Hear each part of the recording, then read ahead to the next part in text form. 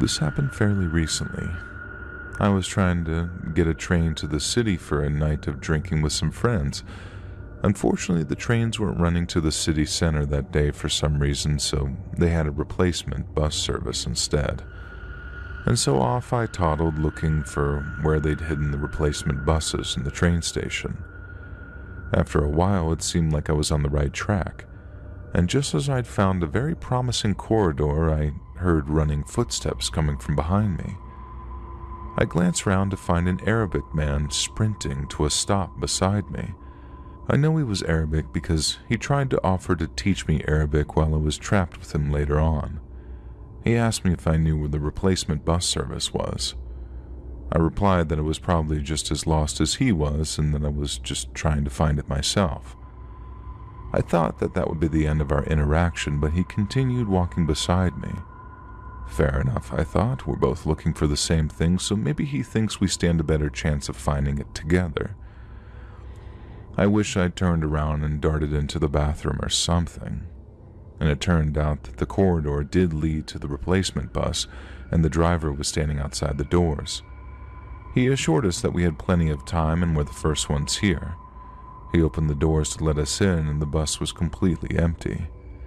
I decided to take a random seat in the middle and huddled up next to the window, ready to put my headphones on.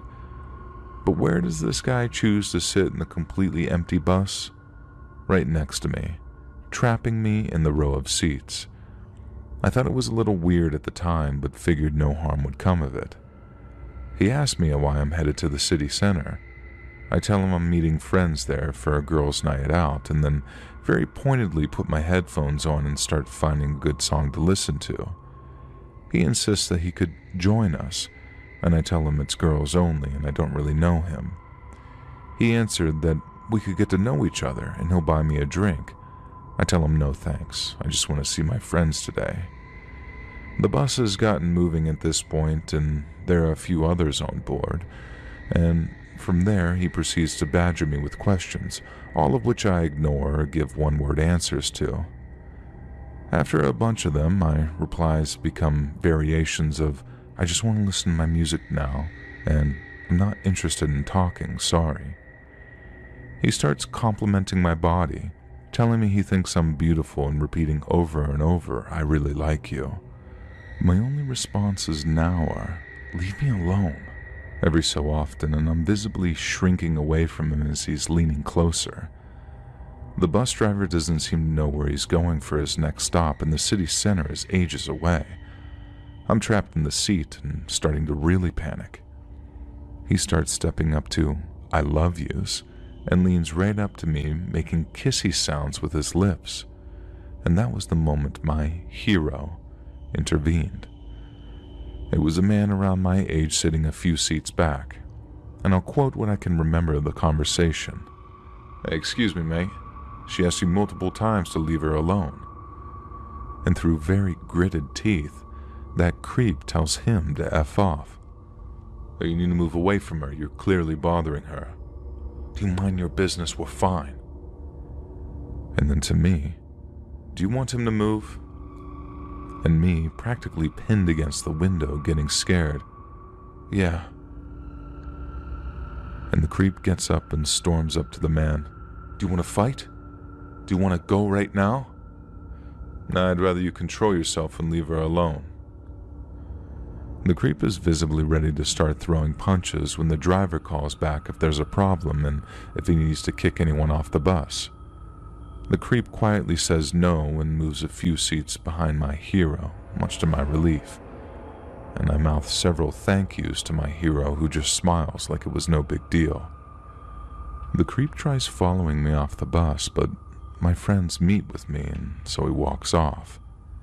But I'm just so glad that my hero intervened when he did.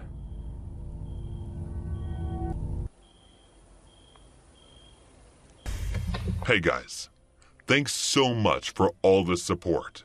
If you haven't subscribed to the channel yet, please feel free to do so.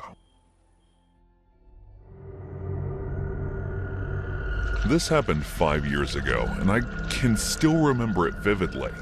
I was excitedly preparing for the New Year's party, and I decided to buy some decorations online. As I was scrolling through the website, I suddenly felt a weird sensation, almost as if I was being watched. It was a strange feeling because I was inside the safety of my home, and I lived alone. I tried to shake it off as my imagination and continued browsing, but the feeling persisted. Hours passed, and I could still feel as if I was being watched. It was now becoming too much for me to ignore, and I got up from the couch and started looking around the house. I checked all the rooms, closets, and even the attic, but there was no one there.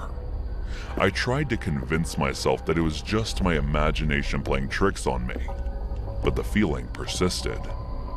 While browsing through the shopping website, I could still feel an uneasy and ominous feeling in the pit of my stomach. I tried calling my friend Natalie for some comfort, but she didn't answer. The clock was ticking, and the sun had already set. I was starting to feel increasingly unsafe in my own house. I needed to find a trustworthy person to spend the night with, but my contact list was of no use. In a state of desperation, I finally called my sister Emily, hoping she would come to my rescue. The clock was ticking as I waited for my sisters to arrive, and as the night progressed, I started feeling increasingly unsafe in my own home. Every creak and sound made me jump out of my skin. As I waited for my sister to arrive, the feeling of being watched lingered. I brushed it off as mere paranoia and continued to sit in the living room, trying to distract myself by watching TV.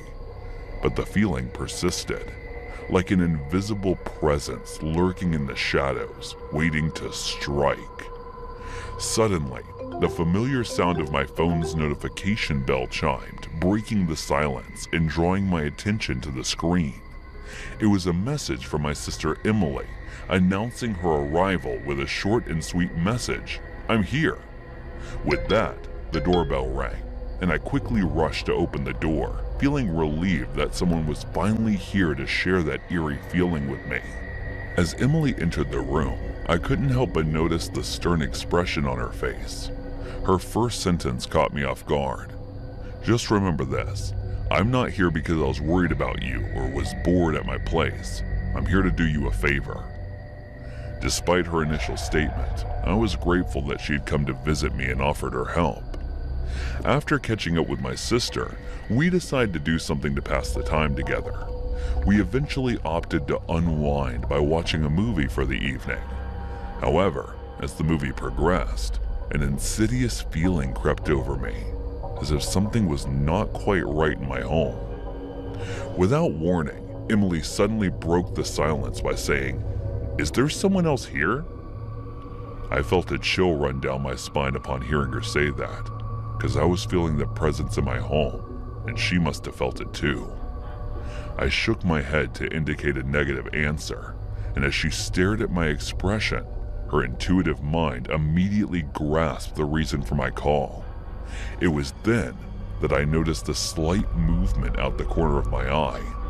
I hesitantly turned my head in that direction, but to my surprise, there was nothing there. It was at that moment when Emily tapped on my shoulder before pointing toward the long curtain that was all the way at the end of the hall beside the windows. We both noticed that the curtain was moving, but there wasn't any wind blowing through the windows. My heart started to race as Emily quickly grabbed a vase, and I too looked around for anything I could use as a weapon before we cautiously made our way towards the moving curtain. My heart raced as we silently pulled the curtain together, hoping to find the place empty. However, as soon as the curtains parted, my eyes widened in horror. There, lurking in the shadows, was my ex-boyfriend. I couldn't tell how long he had been there, but the thought of him watching me made my skin crawl. My mind raced with questions. What did he want? Why was he there? I felt a mix of fear and anger, unsure of how to react. My sister and I tried to remain calm, but as the reality of the situation set in, fear took hold. He was about to hit us and run, but before he could do that, Emily took action and hit him on the head with the vase she was holding. As he passed out, we called 911 and waited anxiously for the police to arrive. When they did, they escorted my ex-boyfriend out for questioning, but the damage had already been done. The night of the incident left my sister and me deeply unsettled and apprehensive. We clung to each other, too terrified to even think of falling asleep. My home, once a comforting sanctuary, now felt like a menacing presence, and we couldn't shake off the sense of danger that seemed to lurk in every corner. Every creak and rustle amplified our fear, and we couldn't shake off the feeling that someone was still hiding in the shadows, watching us with malicious intent. The following day, I hastily packed my belongings and fled to Emily's house. The New Year party that I had been planning was scheduled to take place there that year, and while nothing untoward occurred after the incident, I couldn't help but feel anxious and on edge.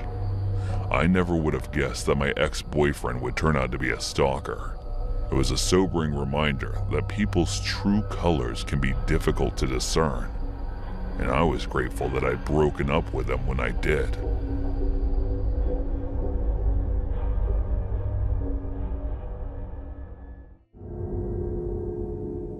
I have been helping deliver newspapers since my dad started as a carrier when I was 6. Eventually, my dad was given his own distribution center, so when I turned 16 and got my license, I started doing them on my own. Most of the people in the depot have been there for years. They've watched me grow up, and I consider many of them an extended part of my family. We spent every holiday together. The newspaper never had a day off. Countless birthdays. But there was one guy who always gave me the major creeps. I was about 14 when he started, I think. I used to hang out in the back office with some of my other friends as the years went on, and he always hung out back there because he was also friends with these people. At least that's what I thought.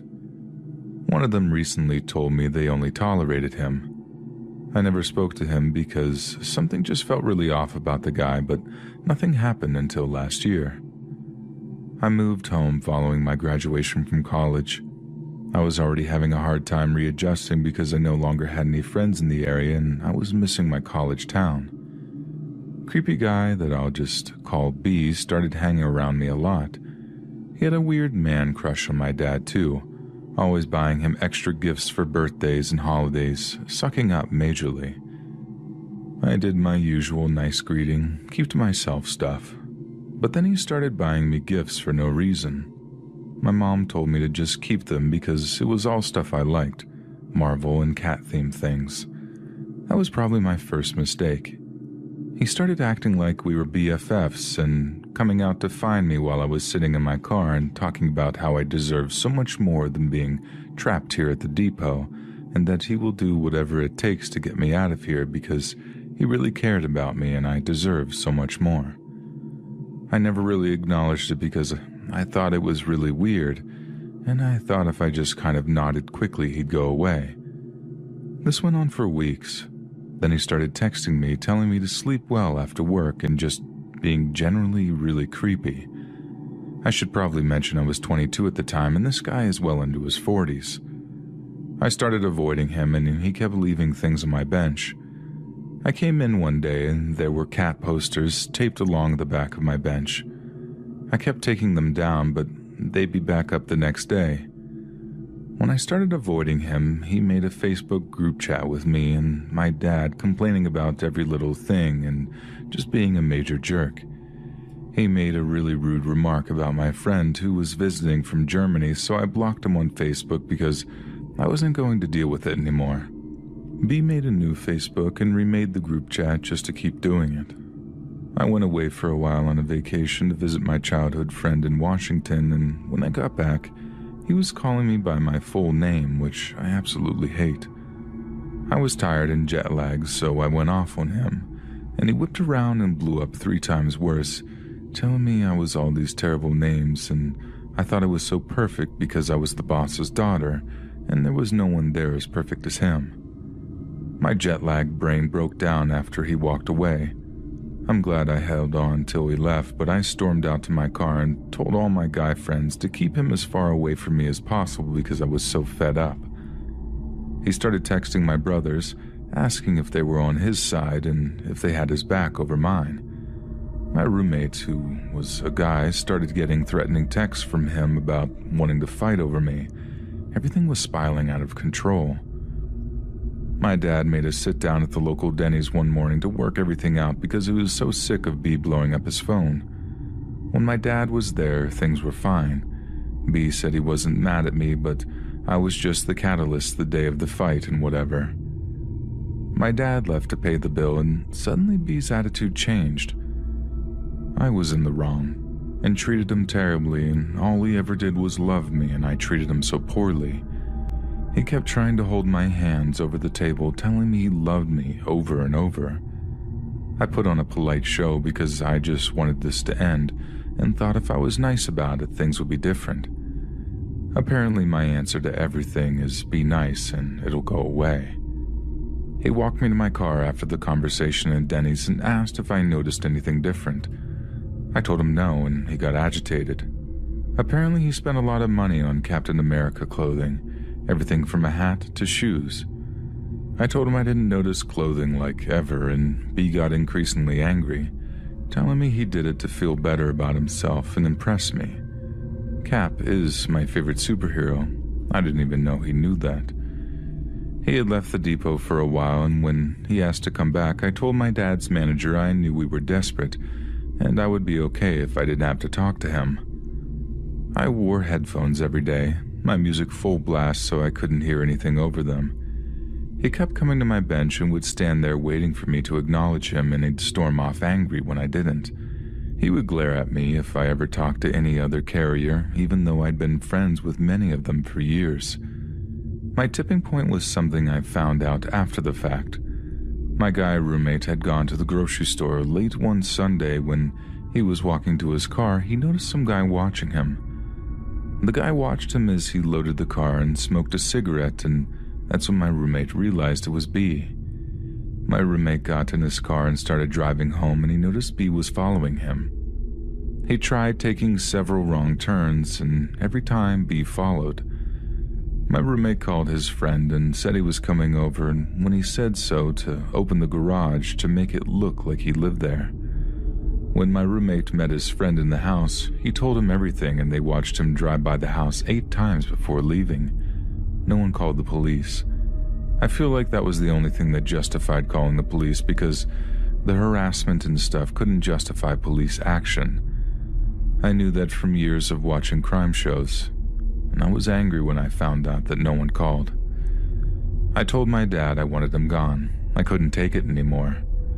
Texts are easy to avoid, but now he was stalking us to try and figure out where I lived, since I wasn't living at home but renting a house with my brother and our friend. I spent months watching over my shoulder whenever I went to the store, worried he'd follow me home. After, he started going to my parents' house a lot because he knew where they lived, like he was waiting for me to be there one day. No one was taking this seriously. The gifts continued, and my mom kept telling me it was free stuff and to just keep it. But the gifts always came after something bad, and it was feeling oddly like an abusive relationship. Oh no, you're angry? Here's a gift to make you forget and like me again. My mom felt that way till her birthday, and a giant bouquet of roses and a teddy bear appeared at her job from B. We didn't even know he knew where she worked. After that, he started cornering me in the parking lot. I told him he'd been told to stay away from me, and I'd appreciate it if he listened. "Look," he said, "I'm sorry I took you for granted. I never should have done that. Are we okay now?" I was floored. I told him if he thought that's why I was avoiding him, he was more insane than I thought. After that, he was done at the depot, and I didn't see him for a while. A couple times I definitely saw him driving around on my route, but I couldn't prove it to a cop if I called it in. The last time I saw him, I was at my second job. I worked in a music store at a local mall. I was messing around with my coworkers when I turned around and saw him watching me from our hip-hop section. My stomach dropped. I almost collapsed and I started panicking. I ran him back and told my coworkers. They agreed if he asked they didn't know who I was and I could stay in the back till he left. I was a manager, but I didn't think I could actually kick him out because he was just watching me. My coworkers said he was there for almost 2 hours just wandering around. Never bought anything. It was like he was trying to wait me out, figuring I had to go back out front eventually.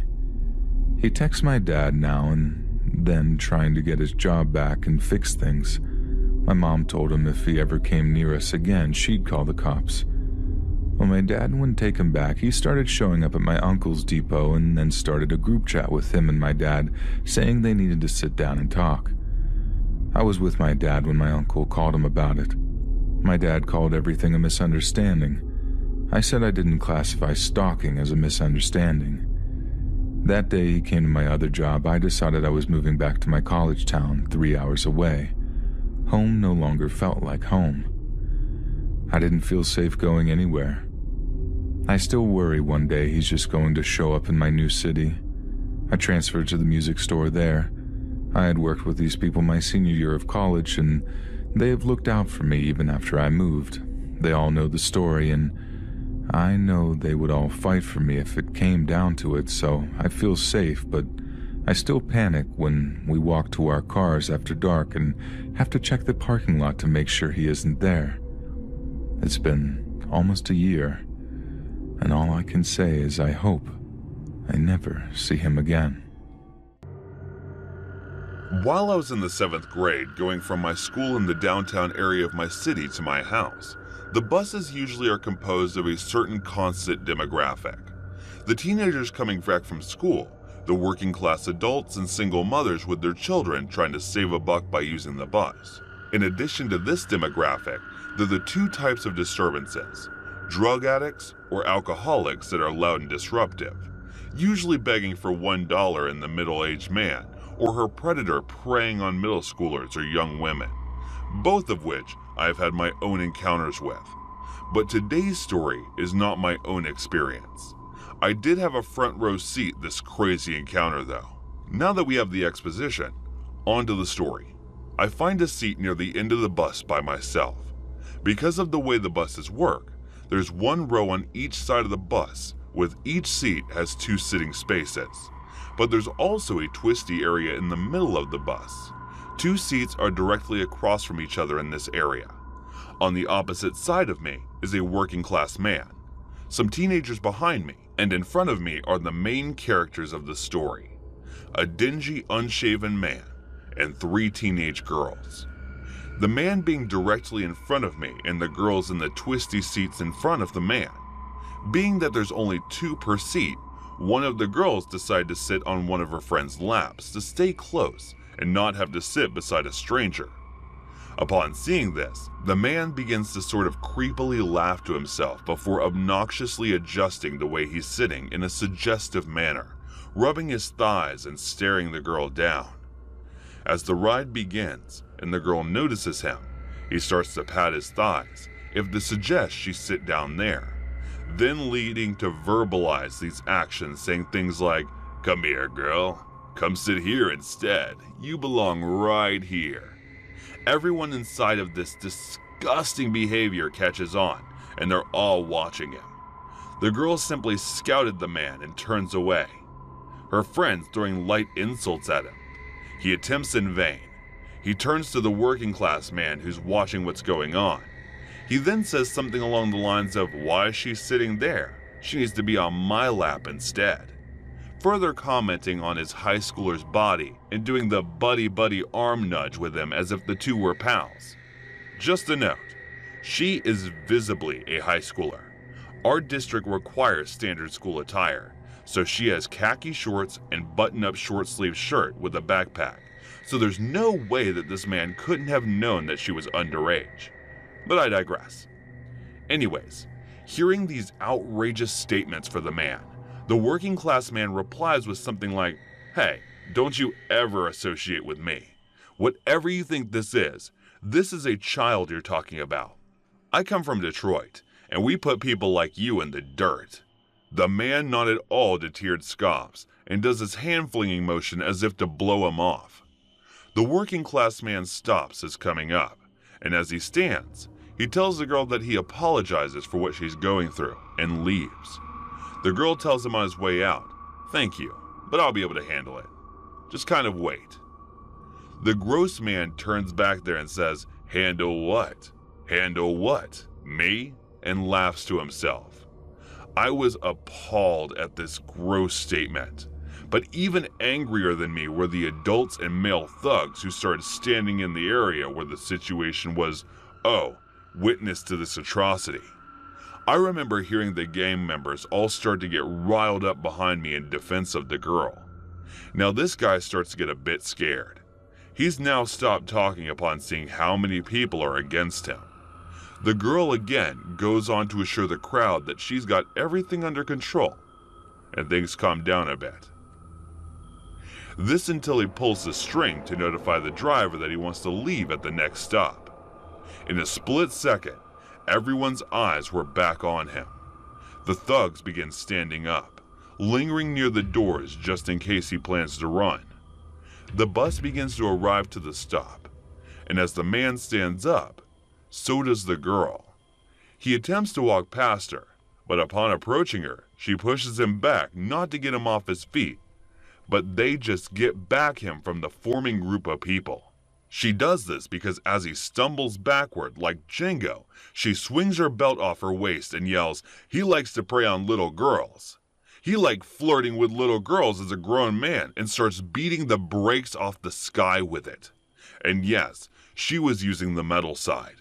My ears filled with the clinking of metal on his body and head, the slapping of the leather on the skin, and the moans and cries of this fall. The grown man who is now on the ground in tears attempting to escape from this well-deserved beating. The bus ends up completely stomping the driver, running back to separate the two. The girl is still beating the man with all her might as the bus driver rushes over to pick her up and pull her away from the man. The man ends up crawling hands and knees off the bus, where he then laid on the concrete moaning and crying in pain. Everyone was escorted off the bus, and the police were soon called to get the man medical attention. And the police ended up detaining the girl, and I couldn't find any information about her charges. But I hope wherever she is, she's having a good day. As for the man, all I can say is just don't be a creep, and bad things won't happen to you. I admire that girl's bravery and the passengers that bonded together for the safety of the girl with the best demonstration of what a community should be that I've ever seen.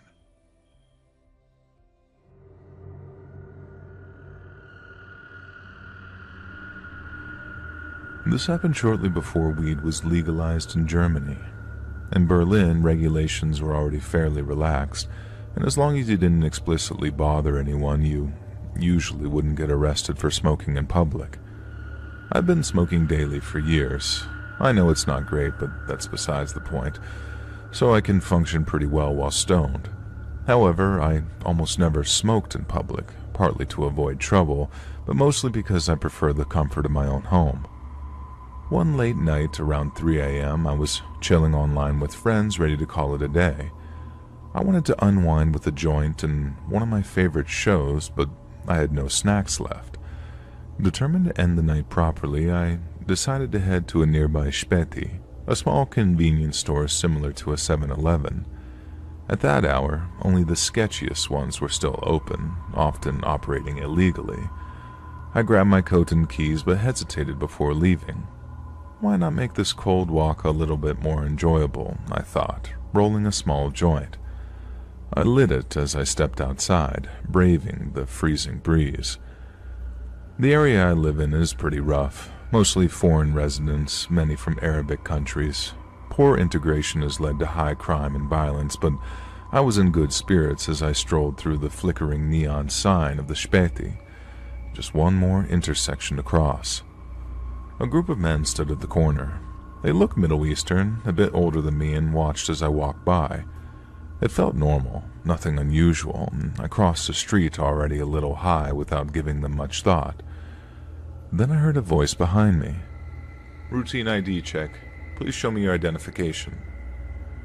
My heart sank. Of course this had to happen the one time I smoke in public, I thought, turning to face the police. But they weren't police. It was the group from the intersection, now slowly approaching me. "Routine ID check. Please show me your ID. We're undercover cops," one of them said with a very smug grin. I froze. It was clear they weren't cops. None of them showed identification, and their demeanor gave them away.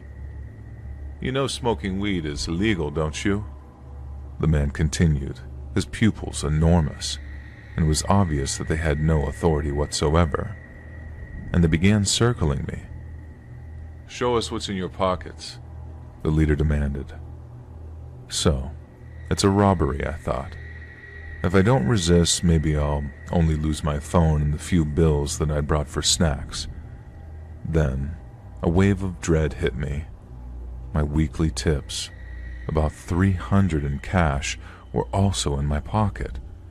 I'd forgotten to deposit it earlier, and losing that money would wreck my budget for the month.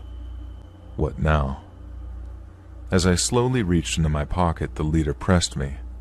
"What's taking so long?" I pulled out an old pack of gum and some broken headphones, hoping to satisfy them. "Where's your wallet? I need your ID," he insisted. Now, still fumbling, too stubborn and stupid to hand over my tips, I inadvertently noticed something that shocked me. The glint of a Glock tucked in his belt. Knives and metal rods are typical weapons around here, but a gun? That was insane, even by local standards. German gun laws are incredibly strict, and my adrenaline spiked. Slowly, I pulled out the €5 bill that I'd planned to use for snacks, trying to keep my expression neutral. "You got no wallet?" he growled, his face darkening. My brain screamed at me to do something, anything before this escalated further. Then, a desperate thought flashed through my mind. The Arabs in this area were known to fear Russians due to frequent clashes between the two groups, and maybe, just maybe, I could use this to my advantage. In a very heavy Russian accent, I stammered, "My friends have my wallet. They're coming soon. We'll meet here." And to my surprise, their poor English comprehension worked in my favor. They exchanged glances, muttered in German, and decided to wait, and I forced myself to look confused, keeping up the bluff. It worked, though. Their effort to figure me out seemed too much trouble, and the leader finally pointed at the €5 bill. "All right, then. You get us something to drink." Reluctantly, I followed them into the Späti. They grabbed a 6-pack of Coke, and I paid. My heart was pounding, and I was sure that this wasn't over. That they'd search me or retaliate when my non-existent friends didn't show up. But then, just like that, they left. No violence, no further questions, nothing. I stood there in shock, unable to process what had just happened. Now, looking back, I can't believe I bluffed my way out of such a dangerous situation. It could have been my last day on Earth, all for €300. I've learned my lesson, and these days I avoid walking around late at night when the streets are empty.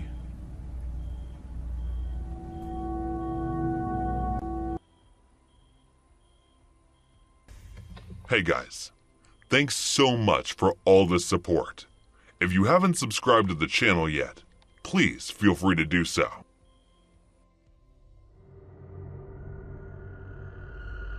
There are pretty disturbing posts and stories you come across while going through 4chan that is too much to handle for those who are weak-hearted. But those of you who don't know about this, 4chan is an anonymous website where one can post anything without any filter. This was back in 2011, around the time when I first got to know about the website. I was still in high school and a pretty naive kid who used to follow what other most popular kids used to do. The reason was that I was always in a world of my own, watching movies like a high school nerd suddenly getting popular and started hanging out with the cool kids, eventually ending up with the most gorgeous girl in the entire movie. What I didn't know at the time was that sometimes real life can be scarier than a movie. Looking at how kids in my school were always on their phones doing nothing, I started doing the same. It was the time when I started going through 4chan just to keep myself busy. But as time passed, I somehow started to become addicted to the website, since it always had something new and interesting. I never actually posted anything or talked with anyone. I was more of an observer or whatever entrancing things were going on the forum. As I was more and more absorbed in it, I started losing interest in the popular kids and focused more on what was keeping me constantly interested. One day when I was going through the website, I saw someone post a picture of a red painted chair with a star sign over it. I don't know why, but for some reason the necklace seemed strangely familiar, which was weird. The chain seemed freshly painted since it was still wet and was smudged all over the table it was put on. Upon looking at the picture, anyone could say that the person who had uploaded the picture is trying to boast his or her painting skills, which was pretty sloppy. It didn't seem like something to look at, so I shrugged it off. And since the class was about to start soon, I put my phone in my locker after turning it off. In the middle of the lecture, I noticed the fifth seat of the second row was empty. Looked like Annie was absent. She was the most beautiful girl in the entire school, and obviously the girl I had a crush on, since she was going to become mine someday. I was pretty disappointed that she was absent, as sneaking glances during the lectures had become my favorite hobby. She was always accompanied by her best friend Elizabeth, who was the second most beautiful girl, probably playing the role of the second female lead in our story. The girl who always fell in love with the main lead, but due to my heart belonging to Annie, she would have to be disappointed in the end. The lecture ended when I was lost in my imagination, and since I wasn't able to pay attention to it, I was going to have to go to the library to give an extra hour to cover up the lesson. The remaining lectures went by just as normally as they always have been, and once I was done with the class, I went straight to the library. Looking at the number of students in our school, it was quite big. It didn't lack any facilities either. It had a cafeteria that served good food, multiple playgrounds, and music rooms. But what I loved the most were the two libraries. Most of the students used to go to the big library in the main building, while the second library, which was smaller in comparison, and being in the east building, was not so popular despite being peaceful. It was because the east building was a bit far, and only a few classes used to be held there in rare cases. Rumors among students said that there were ghosts in that building, but they were all false since I always used to go to that library and study till late. Since the library was on the third floor and the elevator not working as usual, I started walking up the stairs when I heard faint whispers coming from the last classroom in the left corridor. I was instantly reminded of the ghost rumors, but I shook it off because I knew very well that there was no such thing as ghosts. The door of the room was partially open, so peeked through and saw two of our students standing there. I could only see their backs, so I couldn't figure out who they were. As my eyes scanned the area, they landed on Annie's lifeless body. I couldn't stop the sudden scream from leaving my throat, causing the two students to turn immediately. For some reason, my legs gave up. I knew in my mind that I had to run and tell someone, but the cowardliness in my cells was at its peak. My body froze, my eyes stuck on Annie's slit throat. I was too petrified to be able to do anything. I somehow broke free of it, only to find that Elizabeth and Andrew weren't there anymore. They killed Annie. I had to do something. I had to tell the principal about it. And as I was turning about thinking this, I saw Andrew standing behind me with an unsettling smile forming across his lips.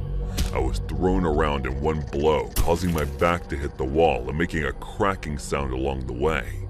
He then took out his belt and started striking me, aiming mainly at my neck area.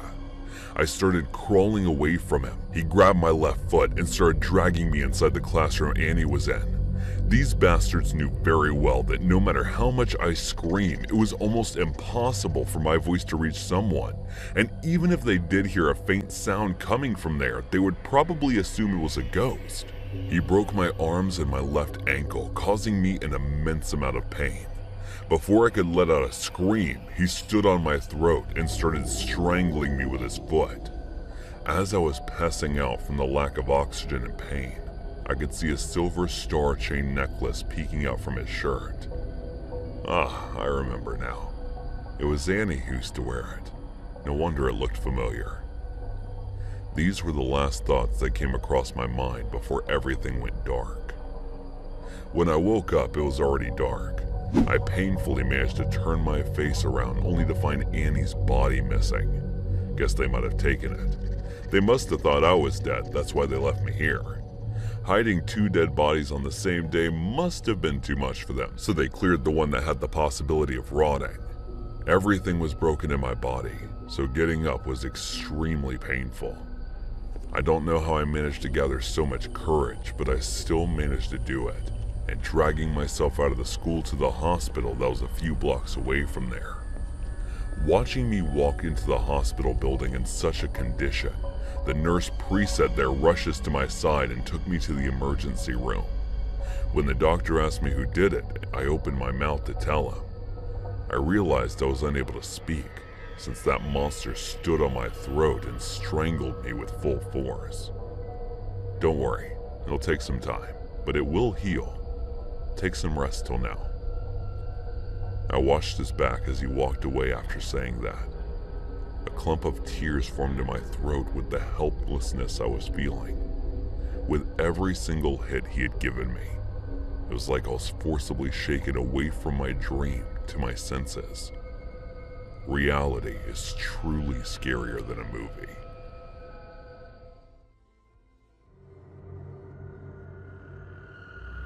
I got my first job when I was 15. Back then, we barely made anything per hour. Honestly, think I started at like $5 or something like that. I was working in customer service, which seemed like it would be relatively easy, but I knew instantly that I hated it. The customers were always rude and miserable to deal with most of the time. I did like getting a paycheck though, and it allowed me to get a cell phone and just have some toss around cash when hanging out with my friends. This was in the early days of things like Craigslist and Facebook, just as MySpace was winding down. Trying to find a better way to make some cash, I started strolling Craigslist for opportunities where I didn't have to deal directly with customers. It was pretty slim pickings. I called for a few landscaping jobs but never heard back.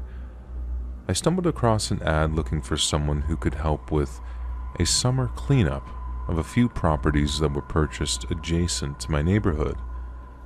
The ad was pretty vague, I guess, and didn't mention much of that work actually needing to be done. I sent a response, and the next morning I got a call asking if I could show up to work. I was ecstatic. I figured if this worked out, I could kiss customer service goodbye, at least for the summer. I arrived at a property that was a little overgrown and a little shady from all the trees. I walked to a door that I assumed was a front door and was eventually greeted by this guy who introduced himself as Chip, and he had a smile almost like the Grinch, crooked yellow teeth and absolutely rancid breath.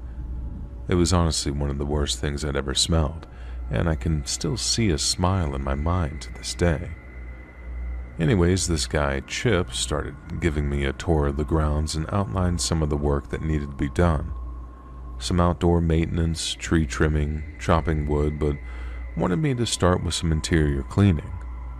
I remember him taking me down a narrow flight of stairs into a finished basement. It was one room and completely square. The ceiling, floor, and walls were all wood. It was extremely dim and only gave off a small amount of yellow light.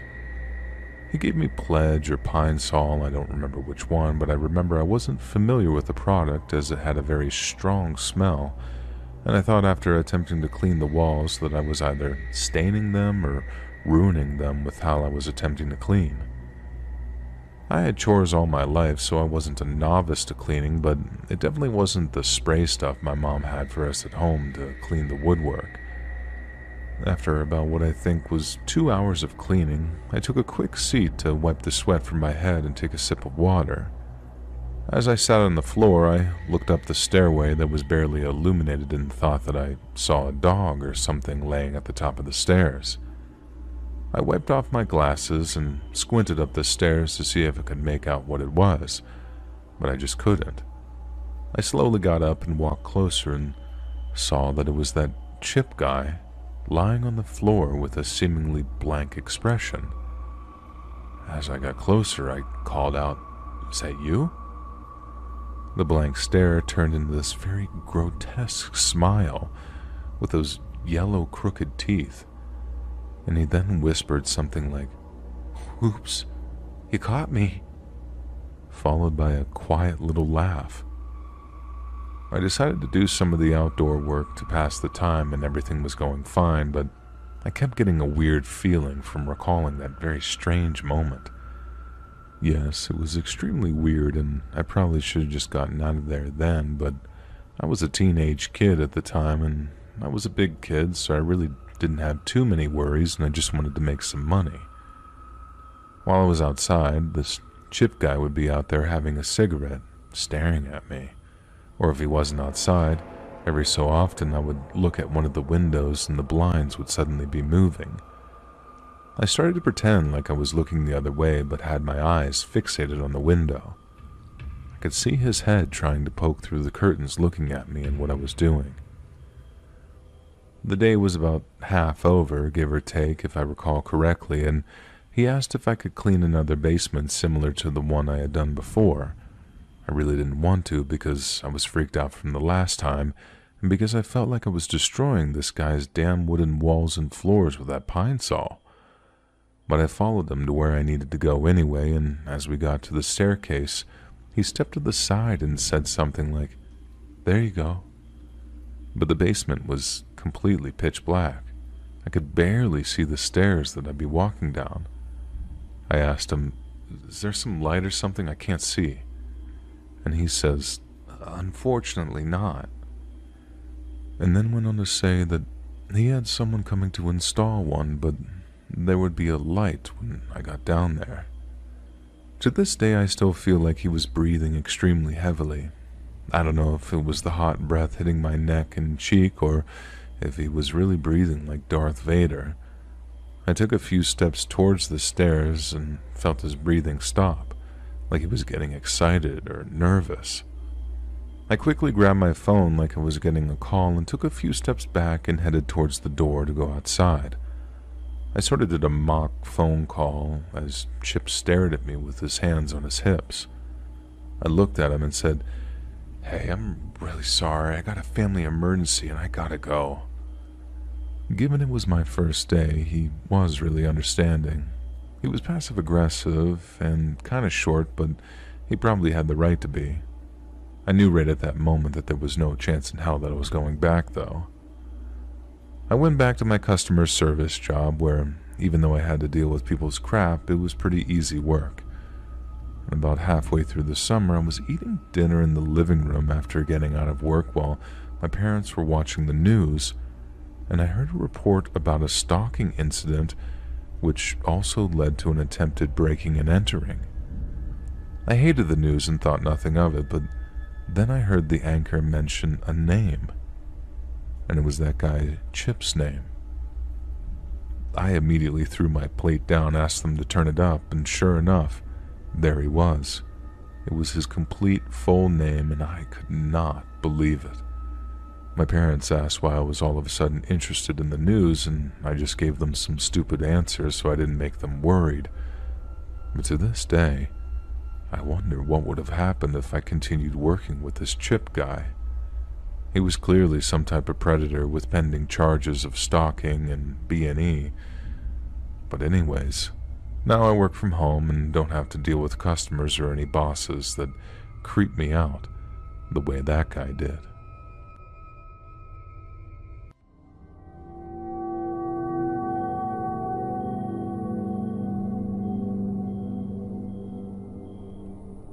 I practice Taekwondo in a stadium in my city.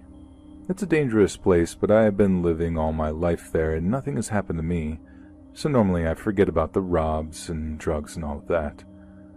One day I was chatting with a friend in the entrance of the stadium and there was a guy shirtless and with a lot of muscles. He was just standing in front of a wall reading something, so none of us care about him. Some minutes later we say goodbye and leave to different places. I decide to walk to my house. I live about 30 to 40 minutes away. Because I had time and was a nice day, so while I was walking, I saw the same guy from before. He was walking in the street and fighting with the drivers. All I thought was that he was on some drugs and just kept walking.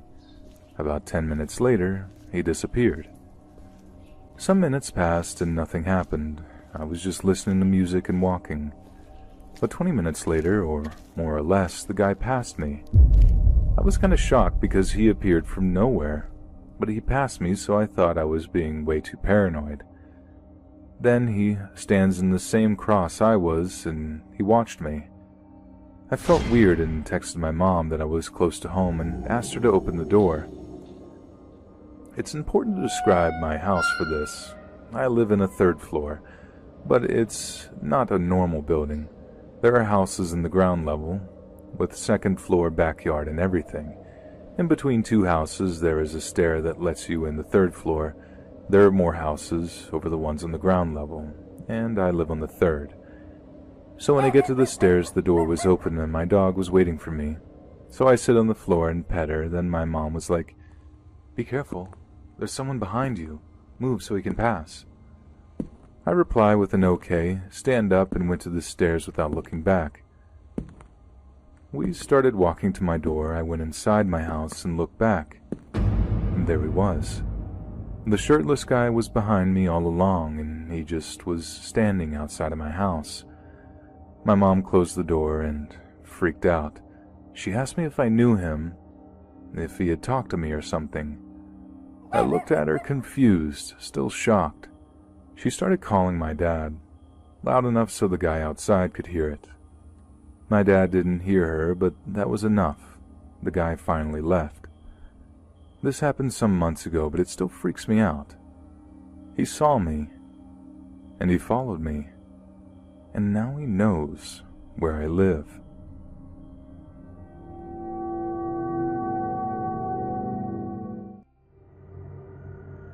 When I was about 11, I had this friend of a friend called Alex. He was 6 or 7 years older than us, but was a major nerd and had no friends that were his age. He would just constantly show up and would try to play with us. But honestly, I think my friend was just inviting him behind our backs and playing dumb to the rest of us. Needless to say though, I didn't really like him, and we would constantly argue and talk badly to each other, and never got physical besides the tackle that was a little too hard or just pushing each other around a bit. But after a while, for some reason, we both kinds of clicked with each other at one point and just stopped arguing. Well, we weren't going for each other's throats anymore anyway. But for the first time after a long time, I went to Alex's house and his mom greeted us. She seemed very nice, but very passive and almost submissive. We sat down and talked to her for a bit.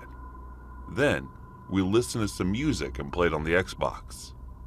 Then my dad telephoned me, so I left Alex's room to go to the kitchen, sit down, and take the call. Then suddenly, I heard the door open and saw the 662, 150-pound, not buff, but definitely not fat, bald man standing in the doorway. We made eye contact, and he looked at me with pure disgust that I was sitting at his kitchen table. Then he said, "Who the hell are you?" He had this look in his eyes that was almost predator-like, and I was his prey. I froze and didn't say a word. "Are you going to make me repeat myself, boy?" he growled. Alex had now come from his room and explained to his dad who I was. "Okay, well, get them the hell out of my house. You know better than to have friends here on weekdays while me and your mom go to work." I left in a hurry. And I'm not lying when I say that. I've never felt like that ever again. I can't really explain it. It wasn't really fair, but more of you're in danger vibe. Needless to say, I never went inside his house again. Fast forward a few months later, and Alex and I didn't really talk as much as we did. Alex had apparently gotten rejected by one of our mutual female friends, and he had then decided to break a 6-foot dollhouse over the girl's head. She had to go to the hospital and get 9 staples because of it, and there was a possibility she would lose her eye. Understandably, I heard that an adult male had hit my 15-year-old friend, so at that point, I just snapped and wanted to fight this guy because of it. But he was 18, and I was still loving. I called him 40 times and left a voicemail after voicemail, telling him I was going to kill him. I got arrested for this, even at age 11. I know it wasn't the smartest idea. And I told him to come to fight me, and screamed at him, telling him to hit me like he'd hit her. I'd actually walked to his house and were standing on the sidewalk, still calling out to him. He finally picked up, though. I just carried on screaming at him to come out and fight me. He was silent the whole time, but I could tell the phone was on speaker. Alex hung up the phone and I thought he was going to come out to fight me, but he never did. His dad came out instead and said the police were on their way, and if you step on this grass, I'll kill you. Stop calling my son, and we will have problems.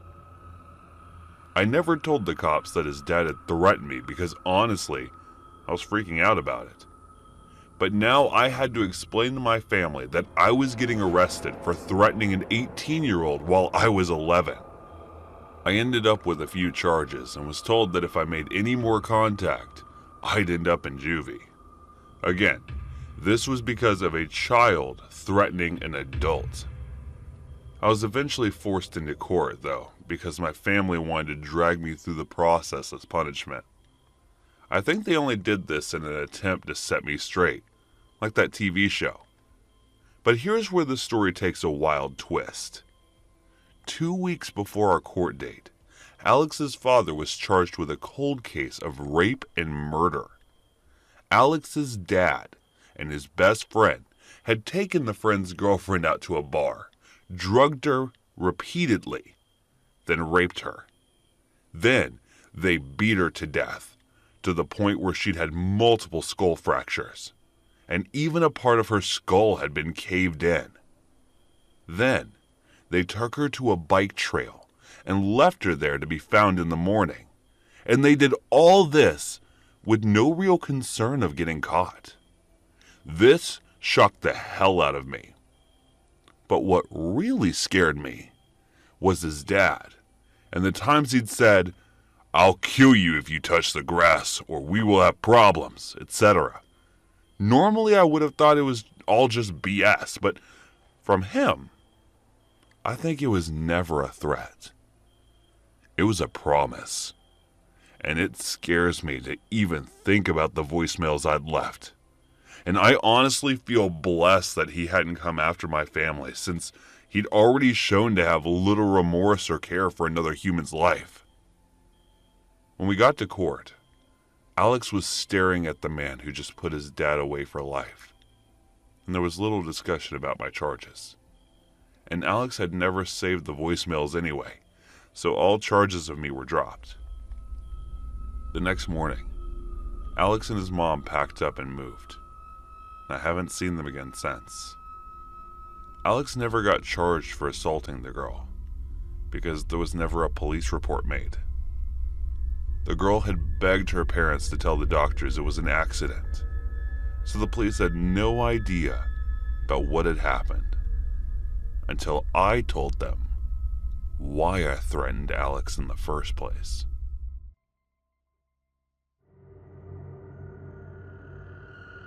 Back in 2013, I lived in Providence, Rhode Island, and had moved there for a new job.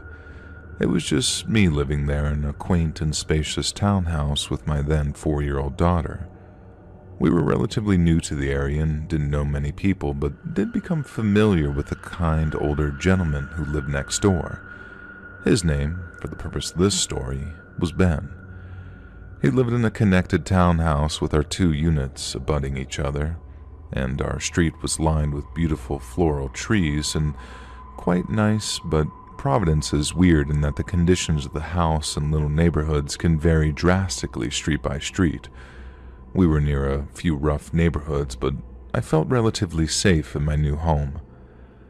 I remember a few nights prior to this specific night, I saw a Facebook post with a safety tip to put your car keys next to your bed so if anything ever happens, you can press the alarm and scare an intruder off. I've never been overly concerned about my safety and rarely took advantage of any tips I saw on Facebook, so I'm not sure how or why I suddenly decided to heed this advice. I was reading a book in bed with my light on in my second-floor bedroom, hours after putting my daughter to sleep, when I heard a loud sound outside. I peered out the window to take a look and saw nothing. I had taken some melatonin that evening, turning off the light, and went to sleep. It was maybe a half hour later or so when I was suddenly woken up by what felt like almost an earthquake. The room shook and I heard a loud thud. Half awake, I gasped and sat up wondering if it was my imagination or if I actually felt something, and immediately ran to my daughter's room thinking that she had fallen off her bed or injured herself or something. As I swung her door wide open, there she was, sleeping soundly and sweetly, and I was confused. I heard another loud bang and had this sort of eerie feeling that something was wrong, but I couldn't figure out what. I grabbed my car key fob and took it downstairs as I nervously inspected the first floor. I swore to myself that if I heard one more sound, I would press that alarm just in case, but I didn't. It was silent after that. I returned to bed and took a while to fall asleep again, but soon shut my eyes. The next day went on like any other day when I noticed a friend of mine had repeatedly called me in the afternoon, and I picked up my daughter from preschool and called the friend back. "Did you hear?" he said. "No, what?" "News outlets were mobbing your street about an hour ago, and the news trucks were even in your driveway." And I sat silent, confused. "3 men broke into your neighbor's place last night, tied him up at gunpoint, and stole thousands of dollars worth of items, and took off with his car." I immediately fell to my knees and began sobbing. I had heard it all happen, and I almost pressed the button. I almost, but I didn't. I sobbed and felt completely unsafe. I asked a friend to come over for the night to stay with us, and it wasn't until the next day that I got the chance to speak to Ben.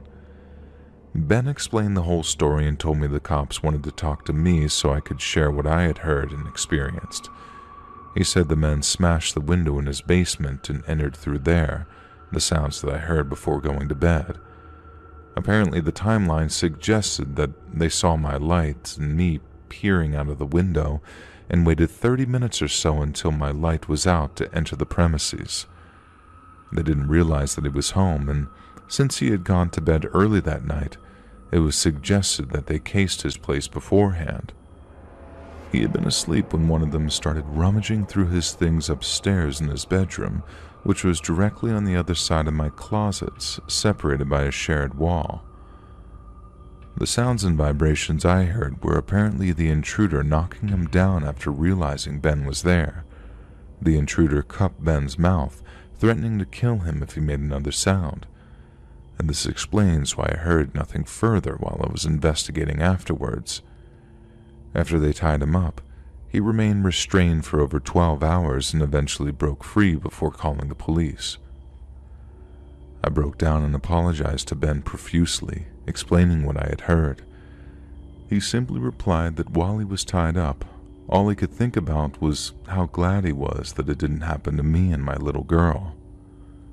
I honestly don't know how I would have coped if my daughter and I had experienced that level of trauma firsthand. Ben seemed to be okay, considering everything, but it took me a long time to feel safe again and to let go of the guilt. They never caught the men, and I ended up ordering a taser, which is illegal, and some mace. And for the first time, I even considered getting a gun, but I decided against it. Thankfully, I haven't experienced anything close to that since, and sincerely hope I never do. I'm glad Ben was ultimately okay, but next time, I'll listen to my instincts.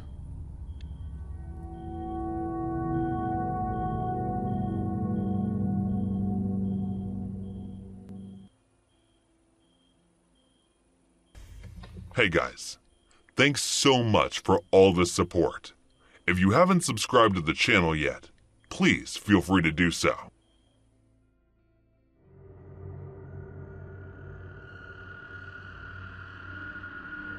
There was Luca, Joshua, Martin, and I. The sleepover plan wasn't mine to begin with.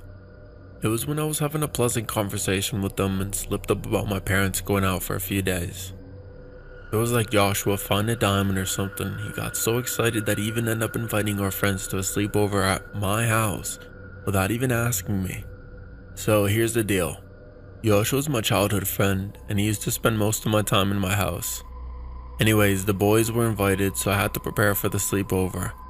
By preparing, I mean telling them to bring their snacks, drinks, and blankets. Everyone arrived one by one at the house, and the sleepover began. We were laughing, drinking, and making jokes at each other when we heard a creaking sound coming from the front yard of my house. We thought it must be a cat or a raccoon, so we continued having fun, and that was when Martin turned on the TV to watch the football game. After a short while, we heard the creaking sound getting louder and weirder, so we decided to check it. Joshua felt a bit braver than others and volunteered to check on his own. Yeah, he's the kind of guy who always gets in trouble, but he went to check while the rest of us continued doing what we were doing. When we came back, he was all freaked out. He could not speak for a few minutes and only kept saying, "From the news," so Luke and I decided to go and take a look at what freaked him out so much. When we looked in the direction of the creaking sound, it was too dark and we couldn't see anything, so we turned our flashlights on and saw a man leaning on the fence with his head down, pushing it, which was making the creaking sound. We immediately ran inside and locked the door. Joshua looked at us and with fear in his eyes and said, "It's the guy from the news." I took the remote from Martin's hand and started switching between news channels, and there was no news of that man. And that was when Joshua took out his phone, searched for something online, and then turned his phone towards us. I recognized the man in an instant. It was him. There was an article which said that the serial killer who had killed more than 15 people were mostly teenagers is on the loose, and police are looking for him at the moment. The creaking sound had stopped by now, and we decided to call the cops and tell them about the man is here. We immediately called 911 and informed them about the man. They were here in a few minutes and looked around the house, but there was no one. They told us that we could call them if something happens, and then left. We were 14-year-old boys, and that is why all I could think about was that we were the perfect target for him. That was when I remembered that I forgot to lock the back door. The cops did not look inside the house, so there were still some chances that he had already gone in and could be hiding somewhere. I thought of telling Joshua about it, but thinking about how easily he starts panicking, I let go of the thought. Luca was the more mature and fearless among Luca and Martin, so I walked them slowly and whispered in his ears about the possibility of the guy being here. He told me to sit down, acting as if nothing had happened, and he would ask others to leave by making up some kind of excuse. I went down to sit while sneakily looking around to make sure that he isn't there, but that was when I noticed a shadow down the hall, and I guess Joshua noticed it too. As he was about to scream, Luca put his hand on his mouth, signaling Martin and him to keep his mouth shut. I grabbed the vase that was sitting on the table while others grabbed whatever they could at the moment too, which the man had already taken notice of, that we were aware of his presence in the house.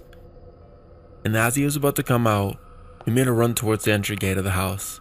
Luca dialed 911 and then told him about the man being inside our house. They asked us to keep calm, and within a few minutes a police car arrived. 3 officers came out and started searching the house. As they found the man, he attacked one of them with a kitchen knife and ran towards the back door. One of the officers called for backup and started chasing him, while the other one took the injured one to the car to first aid him. They asked us to call my parents and inform them about the situation, which I did. After hearing that my parents were extremely worried about us, they told us to stay over at Joshua's house, which was only a few blocks away. The backup cops arrived at the location and they started searching for the man near the house and in the area. We walked to Joshua's house while being extra aware of the surroundings because he could be anywhere. But thank God that we did not encounter him on the way. Joshua's parents were already aware of the situation by my parents, so they let us in immediately and locked every entry or exit door of the house.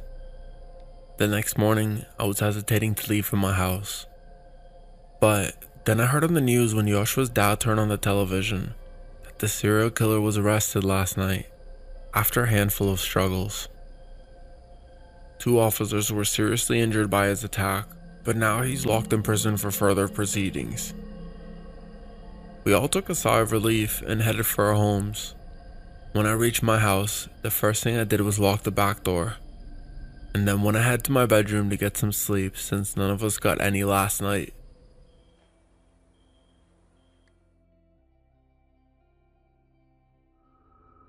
I'm going to take you back a few years to when I was working at McDonald's. For context at the time, I was a 16-year-old female. Now at the McDonald's I worked at, when you are on headset, you answer people at the drive-thru. You are normally required to be at the first window to also take payment. My job position was customer care manager at the time, so my job was to be on the front desk, but 99% of the time, they required me to be behind tills. So I was having a normal day, working a long shift, but having a normal work day. I happened to be on headset, and first window that day too. My headset buzzes, letting me know there's someone at my drive-thru lane. I go through to the first window to answer my customer, and this is how the conversation ensued. "Hello, welcome to McDonald's, what can I get you?" "Oh wow, you got a beautiful voice." His voice was grunty and husky sounding, not off-putting. We have all sorts of customers come through McDonald's every day, so it didn't give me the creeps or anything. "Thank you, sir, how very flattering. What can I get you?" "I haven't decided yet." There's a long pause here. "Can I come to the first window to decide? I want to see who I'm talking to." Now we weren't very busy at this point. The creeper hadn't actually creeped me out. I mean, all he'd done was pay me a compliment, and we quite often had people complaining that they preferred face-to-face contact, so this certainly wasn't out of the blue or unusual. "Yeah, sure sir, that's fine." "Wow, you're as beautiful as you sound."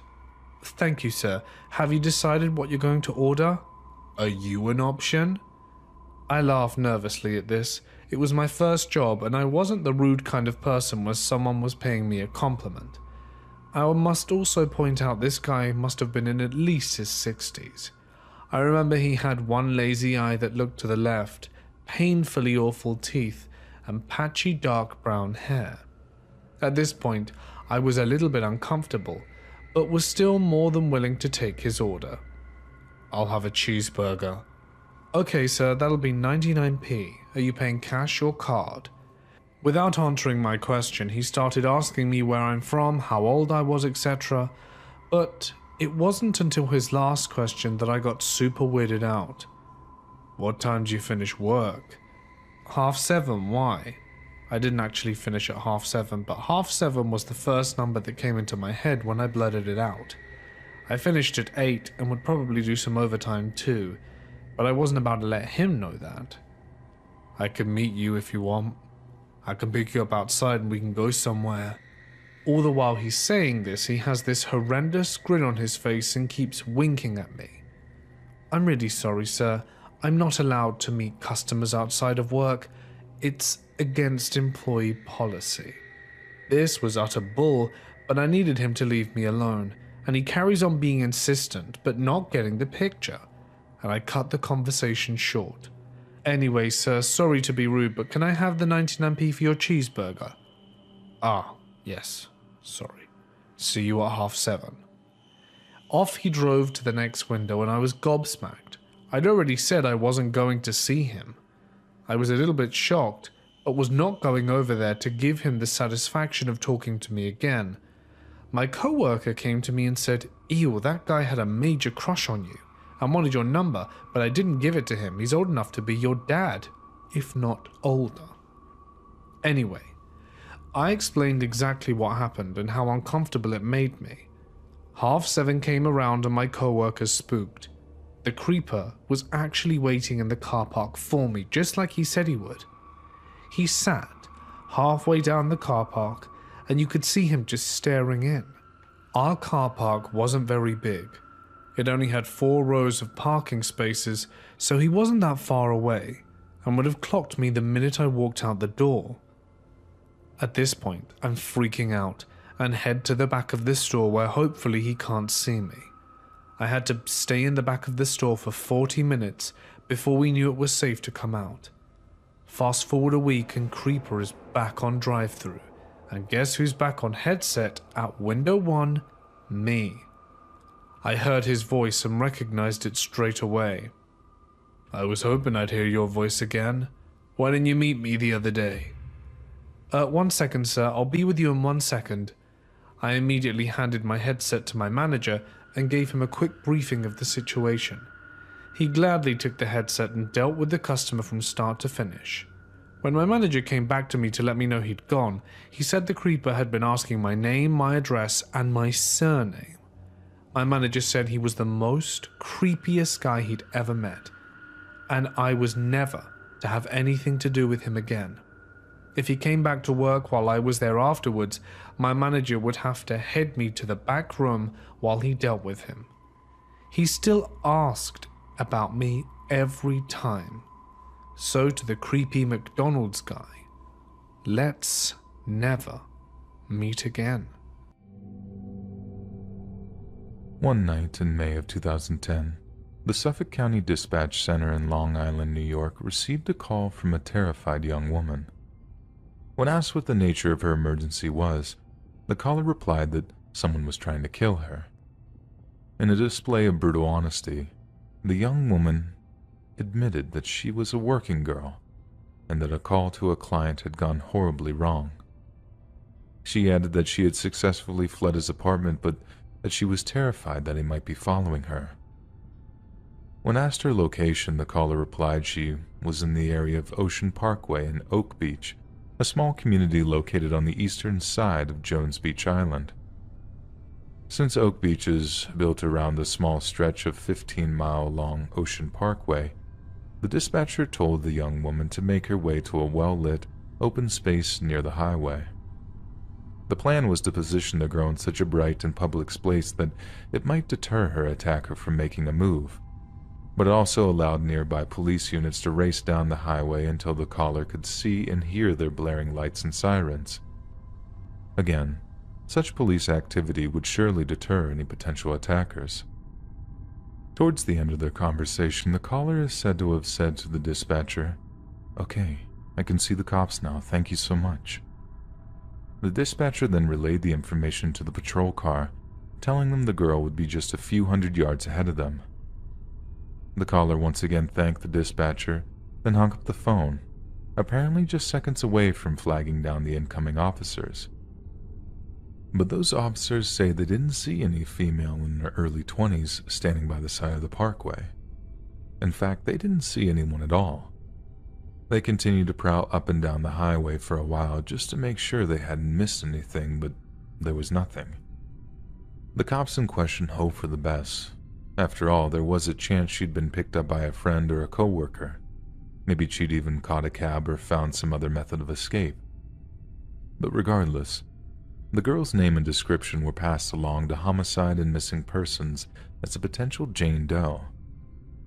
7 months later, their worst fears came true. On the morning of December 11th, 2010, Officer John Malia and his trained cadaver dog Blue were hard at work. They had been tasked with searching the surrounding area for any signs of the missing girl, and for the past half a year, they had been systematically searching and eliminating grid square after grid square in a comprehensive search for her remains. Over the course of the summer, he had unsuccessfully searched several gated beach communities in the area for any sign of the missing girl, but each time, despite scouring one or two areas that he thought were of particular interest, he had no luck. This wasn't for any lack of trying or skill either. Blue, his trusted German shepherd, was a veritable expert in finding decomposing bodies. Even if they had been buried up to a depth of around 6 or 7 feet, Blue would paw at the ground and bark, and he wasn't often mistaken. This is why, on that chilly December morning, when Blue began to alert towards the beach near Ocean Parkway, John trusted Blue to bring him results. Lo and behold, the decaying corpse of a 24-year-old female were found in an unmarked, shallow grave in the sandy earth. But that wasn't the only set of remains that Blue alerted to that day. Even with the thick vegetation and light layer of snow, the area on the opposite side of the highway proved to be nothing less than a graveyard, with Blue alerting every couple of feet. Not only were Shannon Gilbert's remains found, but the body of the missing Melissa Barthélemy was found, reduced to nothing more than a skeleton interred in a burlap sack. Police managed to recover 3 other bodies in the grassy area, that of Maureen Brainerd, Megan Waterman, Amber Costello, and the missing Shannon Gilbert, who Officer Malia had originally been looking for. All were within just 500 feet from one another. The following March, during the recovery of the other 5 bodies, the remains of one Jessica Taylor were found in a shallow grave at the side of Ocean Parkway. This was extremely worrying for investigators because what they only described as partial remains belonging to Jessica had been found 8 years earlier over in nearby Manorville. It was looking more and more likely that the cops had a serial killer on their hands, as 3 additional sets of remains were unearthed over the following month, including those of an unidentified female toddler, an unidentified Asian trans woman, and Valerie Mack, whose partial remains had been previously found in Manorville in November of 2000. Despite mounting evidence of a serial killer being at work, it took until November of 2011 for law enforcement to announce that they believed one person to be responsible for all 10 murders, that the person is most likely a native of Long Island, and that there'd be a $25,000 reward for any information leading to their arrest. As of December 2015, the Suffolk County Police had been assisted in the investigation by a number of FBI agents. The FBI stepping in was preceded by the disturbing revelation that former Police Commissioner James Burke had been blocking FBI involvement in the so-called Long Island serial killer murders and had been doing so for years. Burke resigned shortly after the scandal broke, and his reasoning behind blocking the FBI is yet to be determined.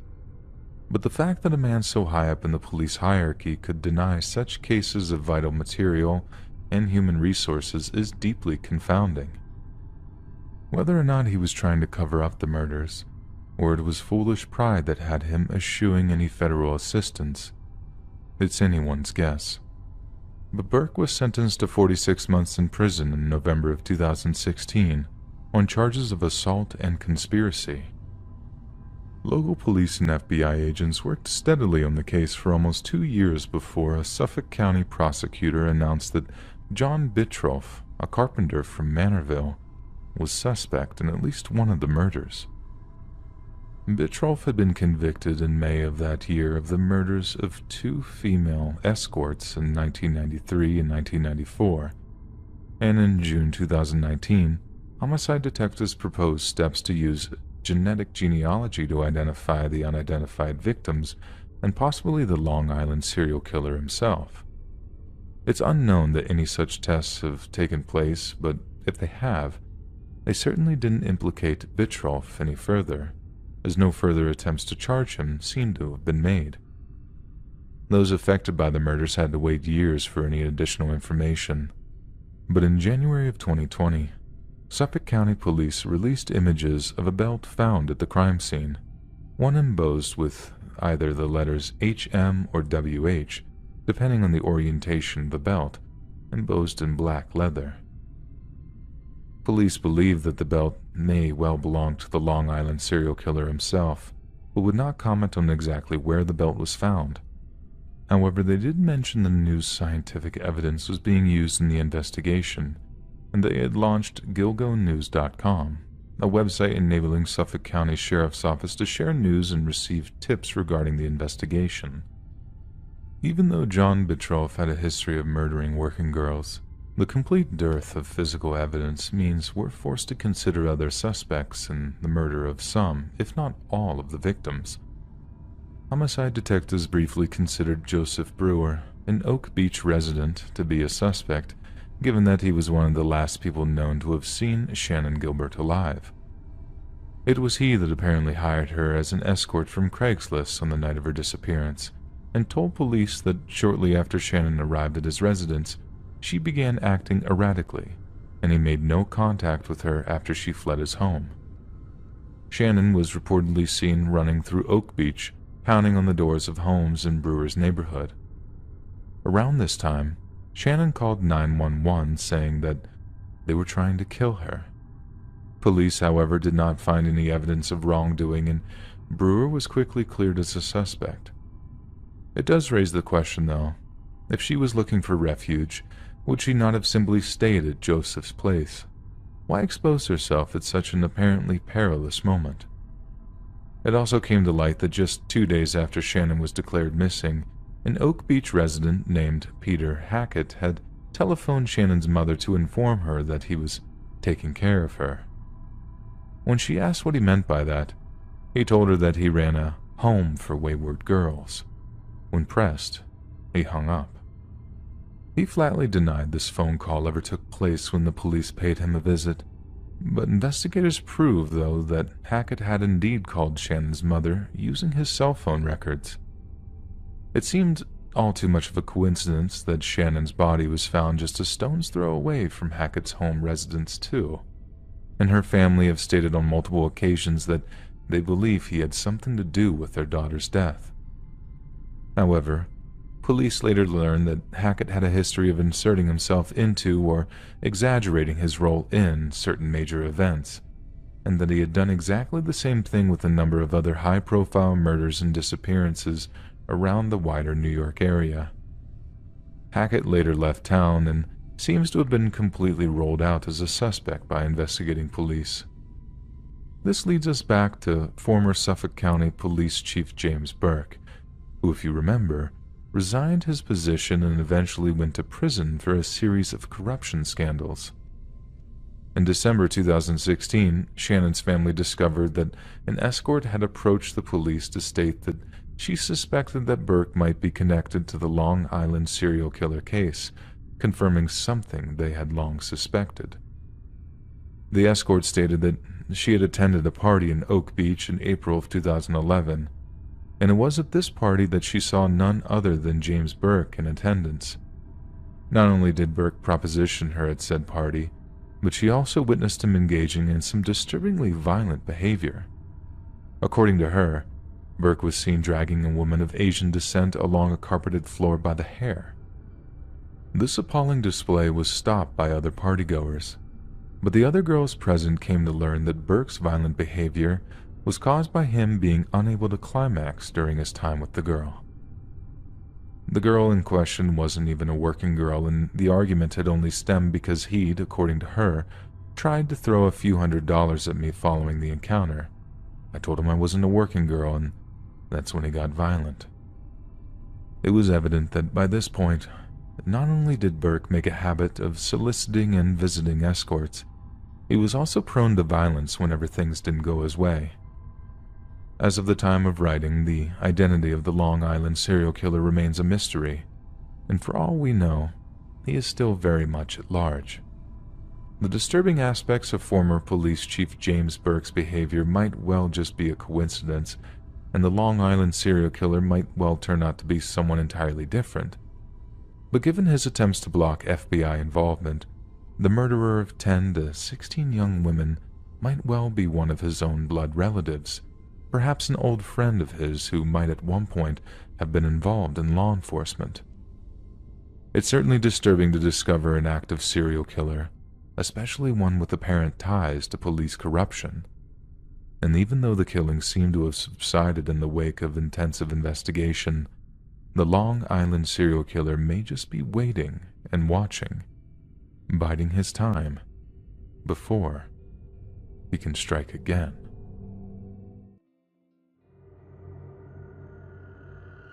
My name is Nina, and I've officially decided to sit down and write up the story of something I witnessed way back during my first ever office job. When I first started, I was getting to know all of my coworkers. A guy named Peter stood out right away.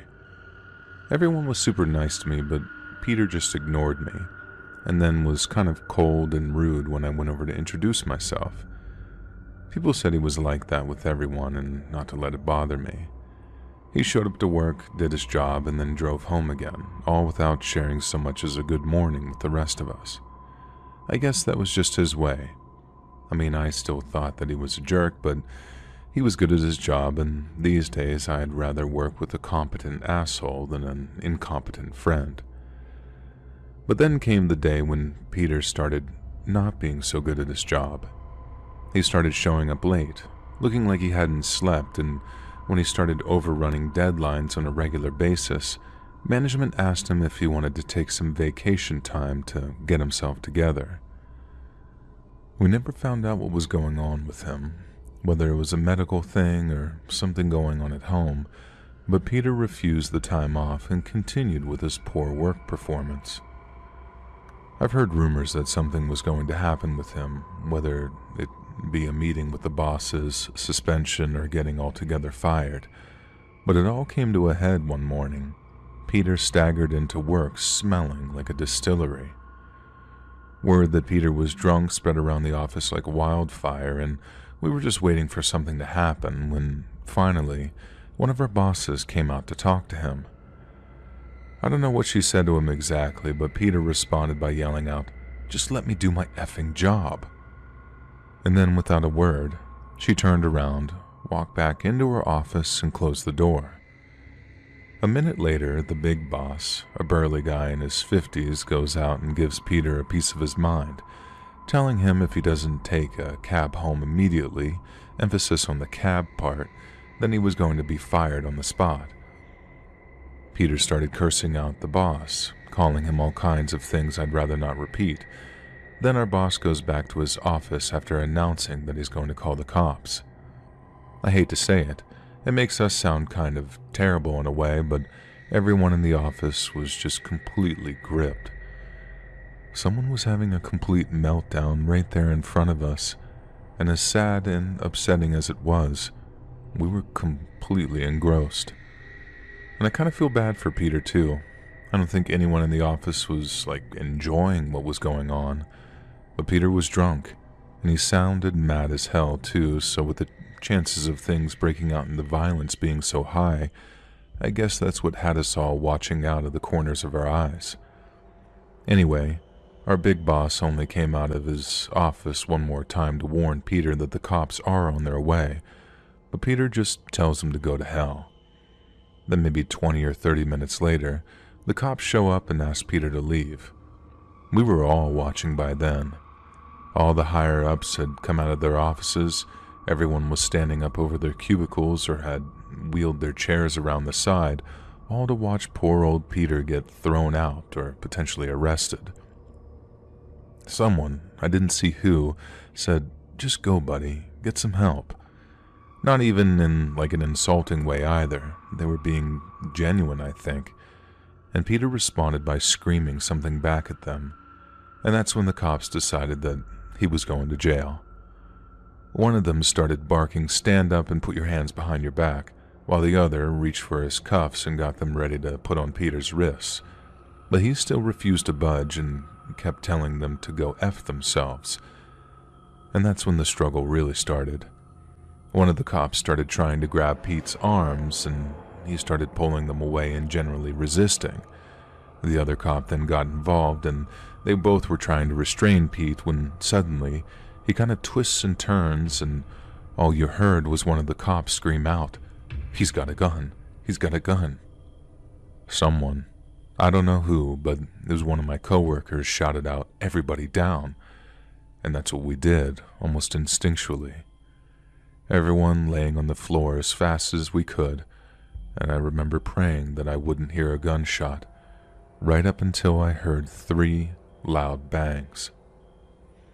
This might sound odd to some American and non-American folks alike, but I never actually heard a gunshot until that day, and let me tell you, it's something I never want to be that close to ever again. I think maybe it was the enclosed space of the office, not that enclosed, but you get what I mean, combined with how terrified I was, that made the blast seem so loud, but it was easily the second most horrifying thing I'd ever witnessed. But then, the first most horrifying thing was what I saw when I finally stood up. I guess one of the cops had panicked, and instead of helping wrestle Peter's hand off the other cop's gun, he just pulled his own and shot him 3 times. I didn't see it at first. I just heard screaming and one lady yelling out, "Oh my God, oh my God," before she burst into tears and had to be taken away. I stayed down at first, thinking it was Pete that might have done the shooting, but then when I heard what sounded like the 2 cops talking to each other, I finally stood up and made the mistake of looking over in their direction. And there was a lot of blood. I didn't think a person could bleed that much and still be alive, but he was. Peter had somehow survived being shot 3 times up close, and seeing him move and try to breathe gave some people hope. The cop who shot him ended up walking out of the office sounding like he was about to cry, saying, "He had your gun, I swear to God, he almost had your gun." Sometime after that, after they were able to stabilize him and the EMT showed up pretty quick, they put Peter on a stretcher and wheeled him out to the waiting ambulance outside. The rest of the day's work was canceled, and we found out that night that Peter had actually died on his way to the hospital. It was devastating. I didn't even know Peter all that well. I didn't even really like him, but finding out that he died was just so incredibly upsetting to me and everyone who'd worked with him. The office was closed for the rest of the week, but even when my coworkers started to head back over the month or so that followed, some took more time than others, I couldn't bring myself to go back to somewhere where someone had been killed. I think the thing that really gets me about it is that some people are shot by the cops after committing a crime or doing something that endangers people in some way, and others are shot for next to no reason at all, from what I hear, but Pete was killed because he was just having a bad day. I know he went for the cop's gun, I guess, and some of my coworkers actually saw his hand reaching for it. I'm just saying that he didn't have to die like that. I don't know what I have done in that situation, or rather I do, but just hitting him might have resulted in Pete getting the cop's gun, and then who the hell knows what would have happened. Some of us might have even been killed if the gunfight broke out, and I just wish that things didn't have to be that way. And I know that probably sounds incredibly naive of me, but I really do wonder sometimes if I'd have given Pete a big old hug that morning, if things would have gone a little different.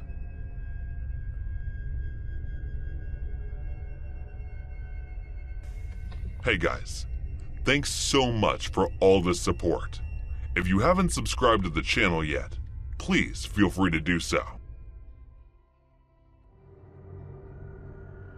Shush, I have to tell you something. I was going to the 2nd floor when Bonnie suddenly appeared, grabbed my hand, and dragged me to the bathroom. She looked around for a bit, and then locked it from inside. What is it? What are you doing? You know if someone were to see us, they will get the wrong idea. I started to panic, because it was the women's bathroom where she dragged me.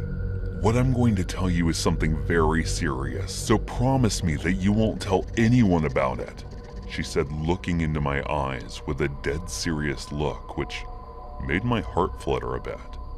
Fine, I won't tell anyone, I said while looking away from her eyes. No, promise me first, she said, grabbing my face and turning it toward her by making me look into her eyes. Okay, I promise, I said while pulling myself away from her grip. You know my friend Martha, who works as a receptionist in A Block. She again grabbed my face and made me look into her eyes. Yeah, what about her? And please speak without grabbing my face. My ears are just fine. I grabbed her hand and said while holding it. She is being harassed by someone from a high position, she said, looking all concerned. What? She's being harassed? Who told you this? I asked her in disbelief, because our company had a strict no harassment policy for everyone, and if someone felt threatened, they could report it.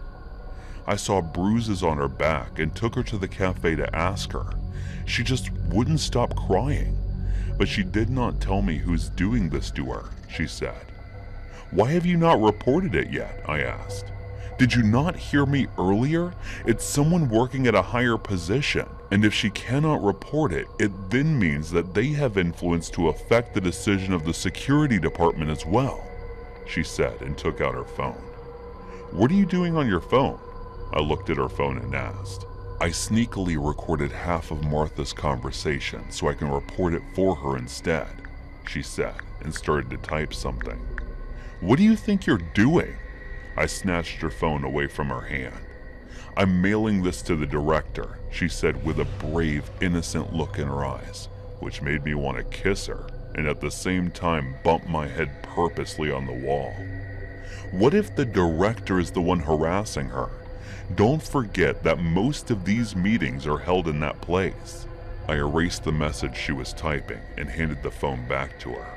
That was when someone started knocking on the door. I got nervous and looked at her helplessly because if we were to get caught, we would be in a hell of a lot of trouble. Sorry, it's me, Bonnie. I had a period disaster, so it can take a bit longer. Can you please use the bathroom on the upper floor? Thank you in advance, she shouted without waiting for a response. I looked at her in disbelief, and as I was about to open my mouth, she covered it with her small hand and placed a finger over her lips, signaling me to shut up. I think she's gone.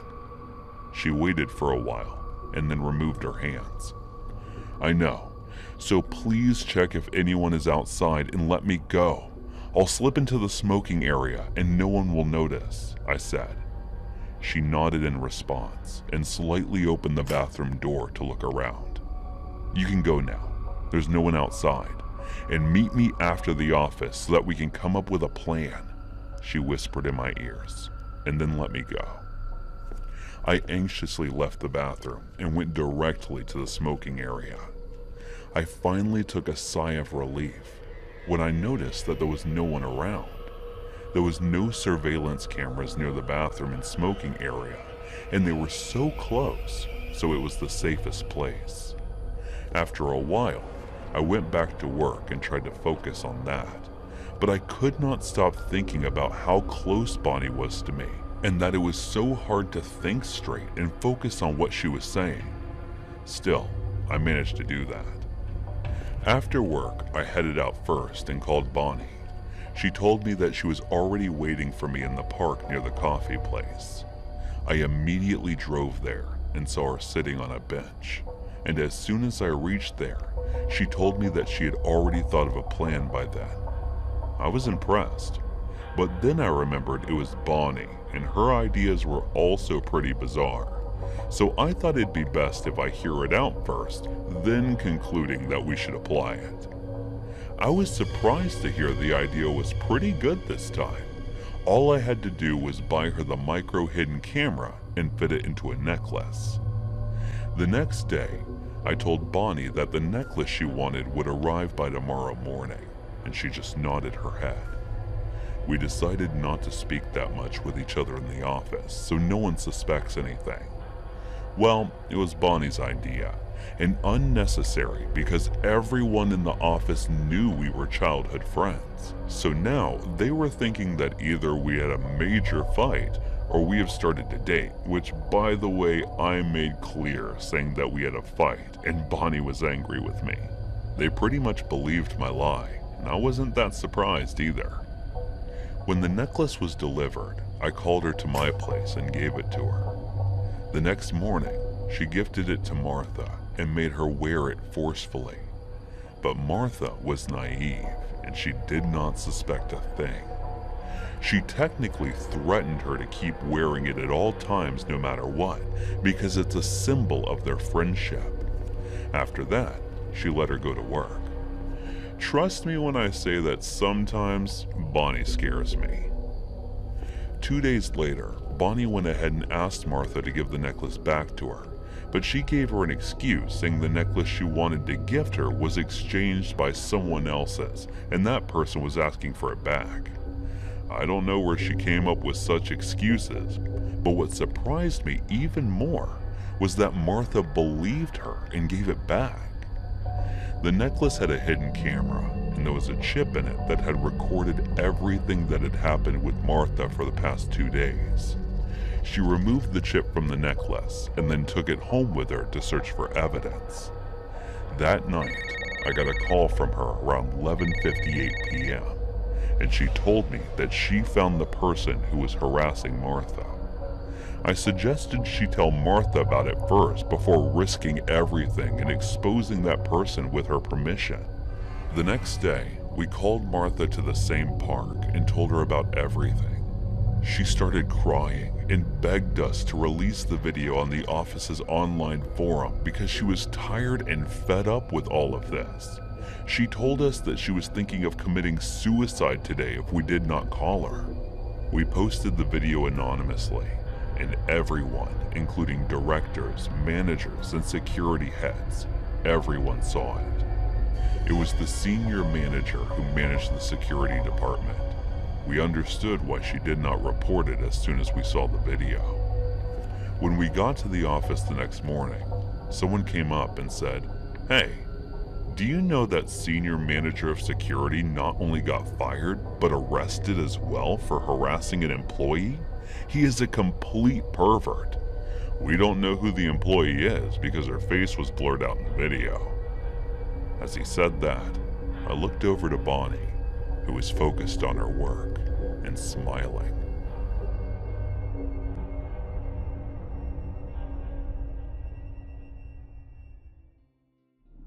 I got a few work-related stories from my hometown I can post. This first one happened when I was a 20-year-old college student.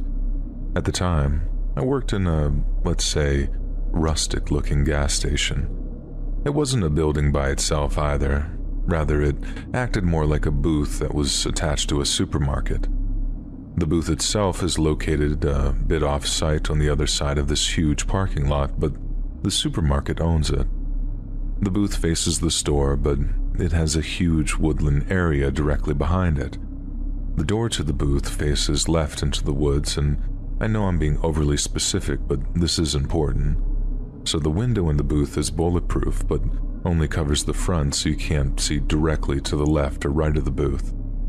At the time of this experience, I'd been working at the station for maybe a few months, when all of a sudden, this nasty storm hit the area one night.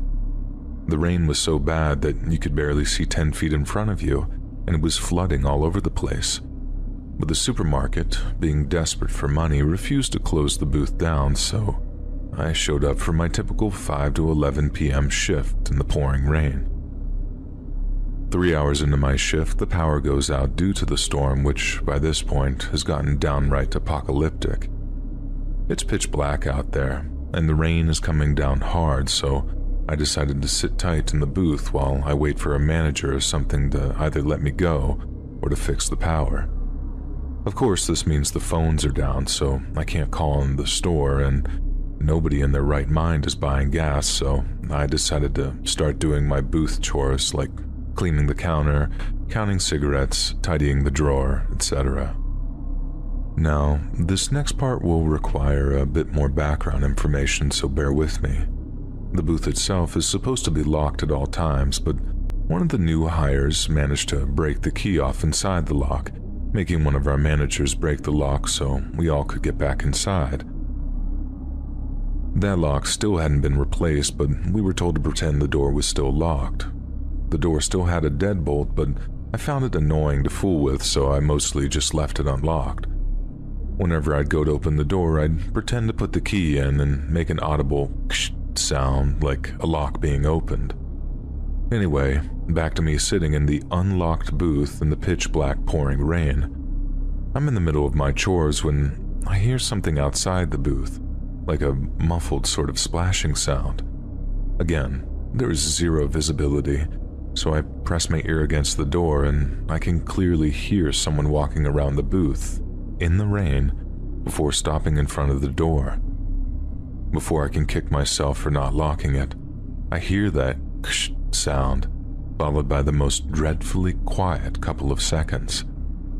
I'm just waiting to die at the hands of some deranged serial killer or crackhead, when suddenly the footsteps start splashing back into the woods. I quietly soil myself as I race to lock the deadbolt and I wait out my shift. I would occasionally hear the footsteps outside, but it never tried to open the door. Finally, my manager drives over in a truck to close me out for the night. Since I'm still kind of new here, I didn't want to seem like I was delusional or crazy or that I was a crackhead, so I never mentioned it to him or anyone else at the store. A few months later, this kid I was training told me he'd heard footsteps real late one night during a storm, and thankfully, the lock had been replaced since then. I just tell him it was nothing, but not to open the door if he thinks there is something out there. Not because I didn't want to look delusional, but because I can't explain this phenomenon. Now fast forward a couple of months, and I'm still working at the booth. By this point, I'm the second oldest person working there, so sometimes I'd get calls from younger coworkers when they accidentally mess up. On this particular night I was off, but I still got a call from this high schooler who I'll call Rhea. I look at the time and it's 9:30, so I sigh and pick up the phone, and before I can even get in a what happened, Rhea is in hysterics, saying something about her trainee being missing, and then lots of sobbing. Confused, if not a little agitated that she called me first, I try to get her to call the cops or something if he's been kidnapped, but she insists that she can't call the cops because they wouldn't believe her. So, my next line of thinking is to ask her why she hasn't told a manager, and she cries some more and says that they wouldn't understand. More agitated than confused, I agreed to go out there and calm her down. I get dressed, go out there, and park next to the booth. There were no customers around, and the girl was just standing in the booth, staring at the door.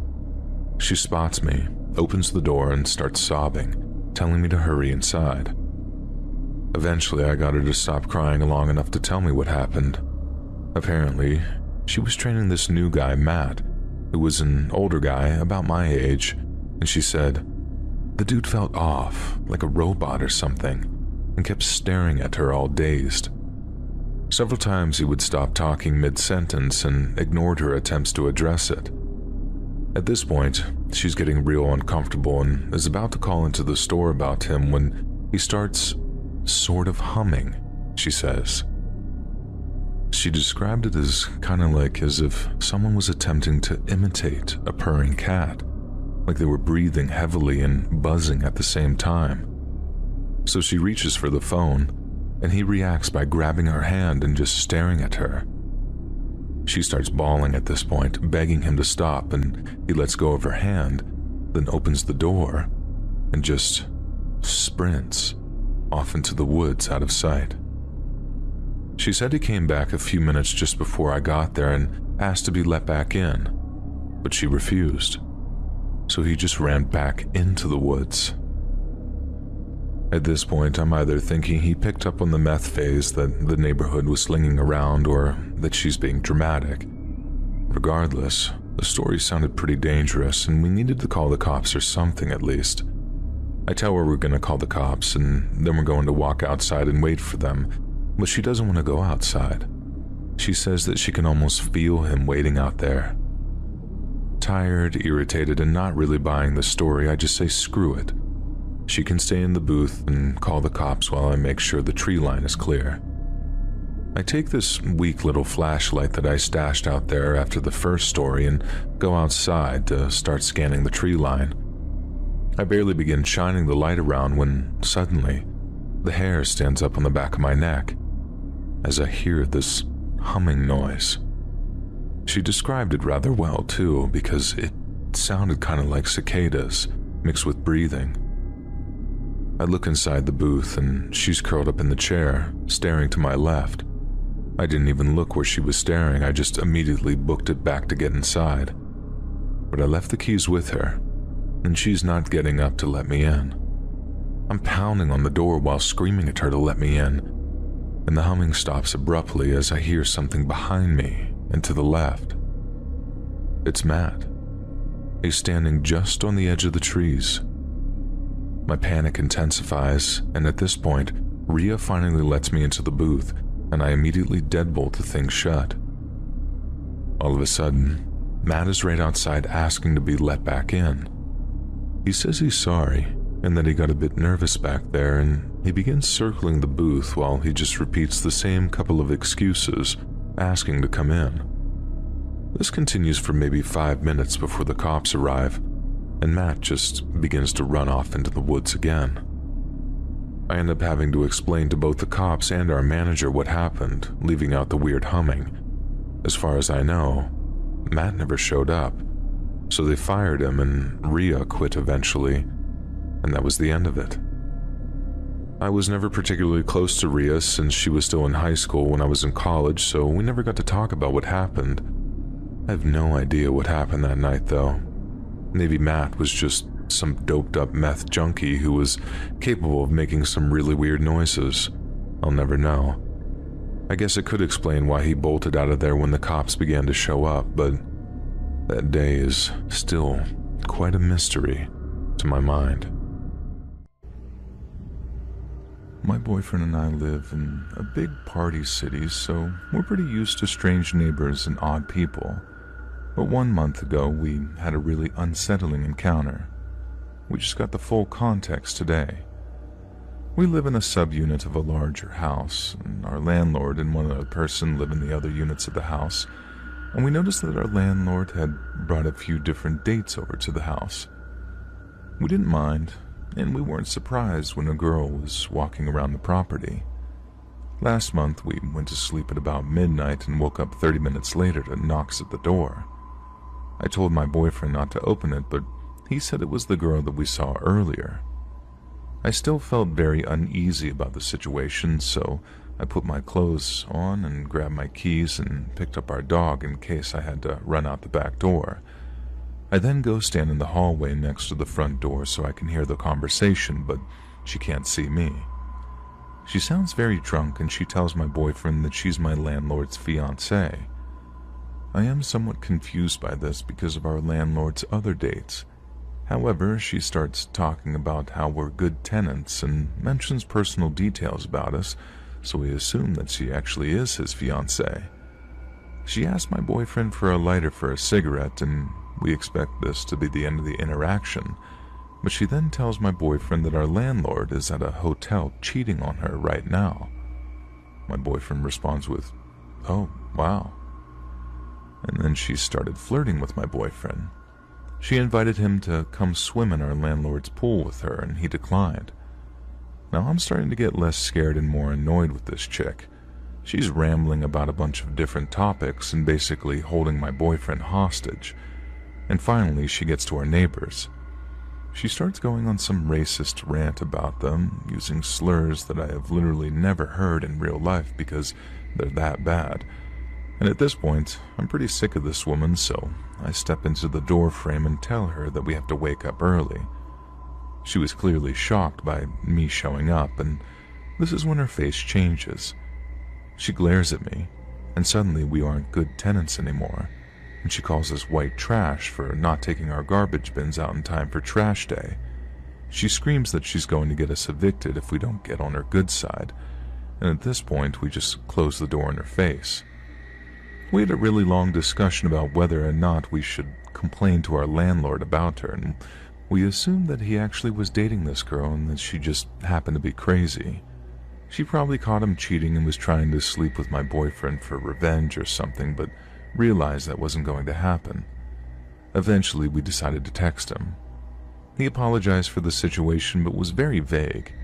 He doesn't mention that she is not his fiancée and that he'll remove her, and we assume that this is the end of it. For the last month, she's been blasting music, banging on the walls, taking things out of the shed, and coming into our section of the backyard in the middle of the night. I was absolutely terrified the first week and couldn't sleep at all. I would stay up all night listening to sounds and staring at our back window to see if she was in our yard, and eventually I just kind of got used to it. Our landlord had basically vanished. We hadn't seen him for the entire month until today.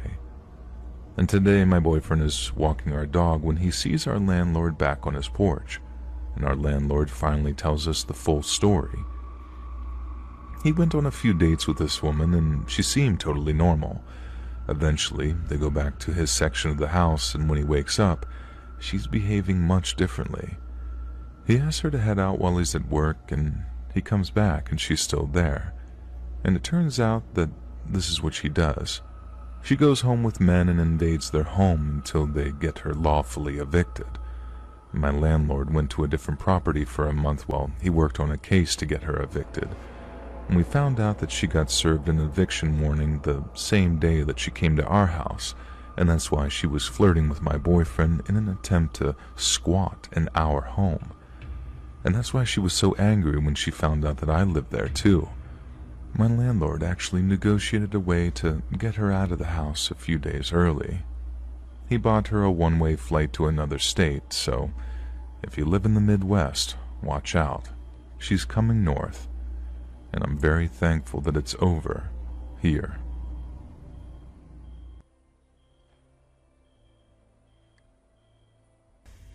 Hey guys, thanks so much for all the support.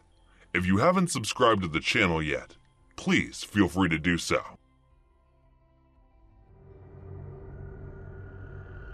Donna? As I saw her figure amidst the crowd, I rushed there. Jack, where are you going? I was in the middle of talking. Jack! I heard my date calling me from behind, but I ignored her since finding Donna was more important to me than dating. I looked around for several hours as the crowd started to fade, and there was no sign of her. Did I imagine it? Was I mistaken by someone else? As these questions crossed my mind, I was reminded of the girl I asked out over Hinge, whom I ditched to chase over a shadow. I called on her number and wasn't even a slight bit surprised that she blocked me. Who wouldn't? If I was in a normal condition, even I would block the person who ran off in the middle of a date. Dating was never my idea in the first place. My best friend Joseph was the one who installed Hinge on my phone and set this date up for me. I did chat with the girl a few times and she seemed nice and all, but my mind was distracted during the entire date. After sending an apologetic text, I threw my phone to the side of the bed, and then myself. As I stared at the ceiling, I couldn't help but remember the times I spent with her, and how much I regret not being able to stop her from leaving. Donna is my little sister, and among 5 siblings, she was the youngest and only sister, so she was loved by all. Of course, I was the one who was the second youngest and 2 years older than her, so my bond with her was the strongest. The two of us went to the same school. If anyone ever bullied her, she would run to me in the middle of class, and I would always stand up for her. That didn't mean that I left teasing and irritating her to the side. No, the more we hung out, the more we got on each other's nerves. Being the only girl in the family except for Mom, Donna had the privileges and no one dared to raise their voice on her, except for me. The two of us fought like cat and mouse, and despite all the factors, she would still want to follow me around and play with me. I didn't mind it either, since I loved her just as much as everyone else. We all know how the families in USA work. Once the brothers start to turn 18, they move out one by one, leaving only the two of us with Mom and Dad. By the time Ethan, who was only 2 years older than me, moved, our oldest brother had proposed to her girlfriend for marriage.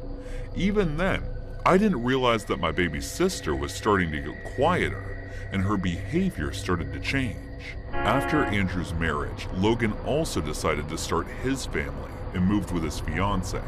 Then one day, Donna came to my room in the middle of the night to talk and asked if I would also move out of the house after turning 18. There was nothing I could say at the time since it was what I was, and my 18th birthday was 11 months away. To be honest, I didn't want to leave her all alone yet.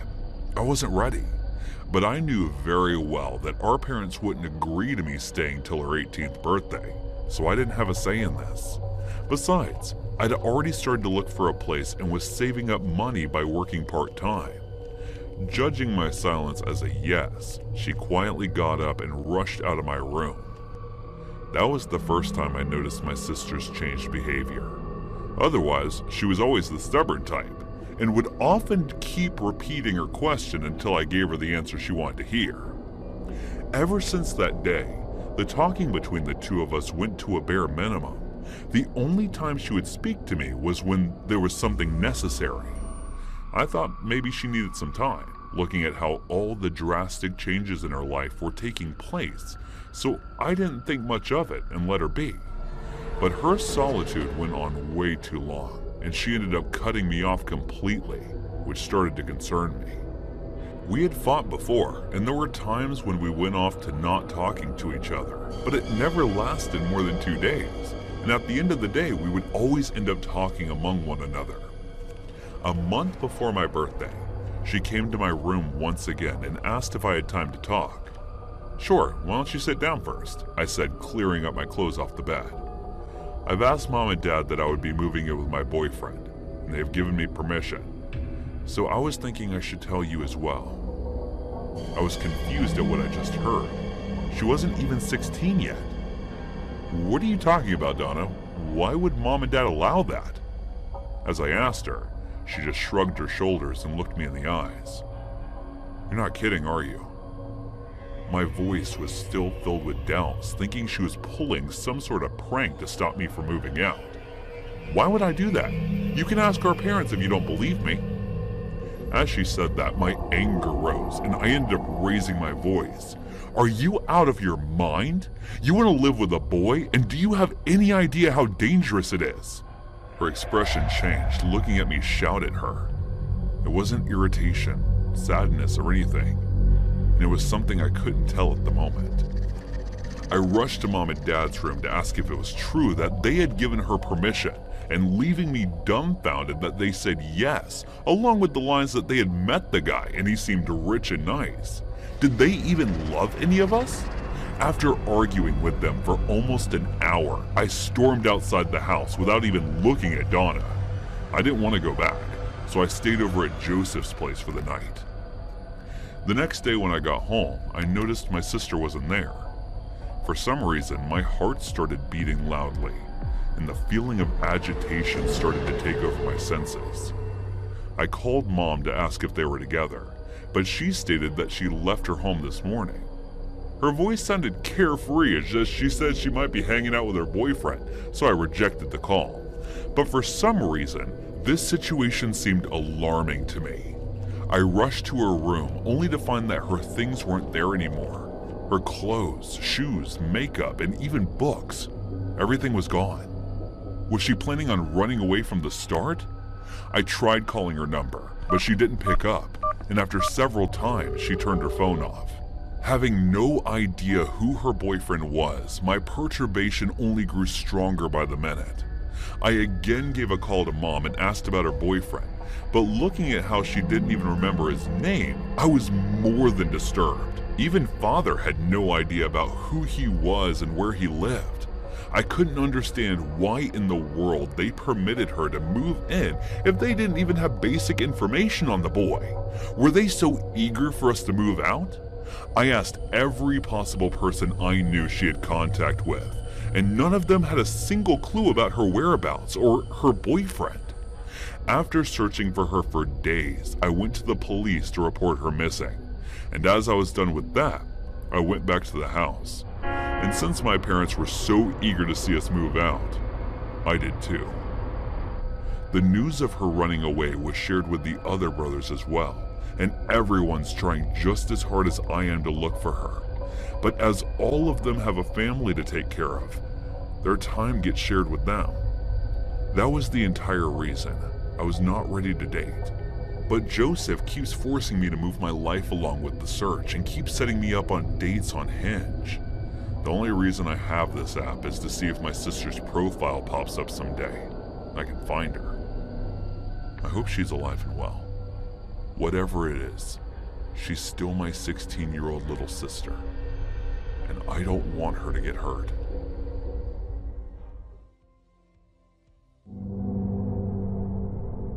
I'll always think of Leah as my first love.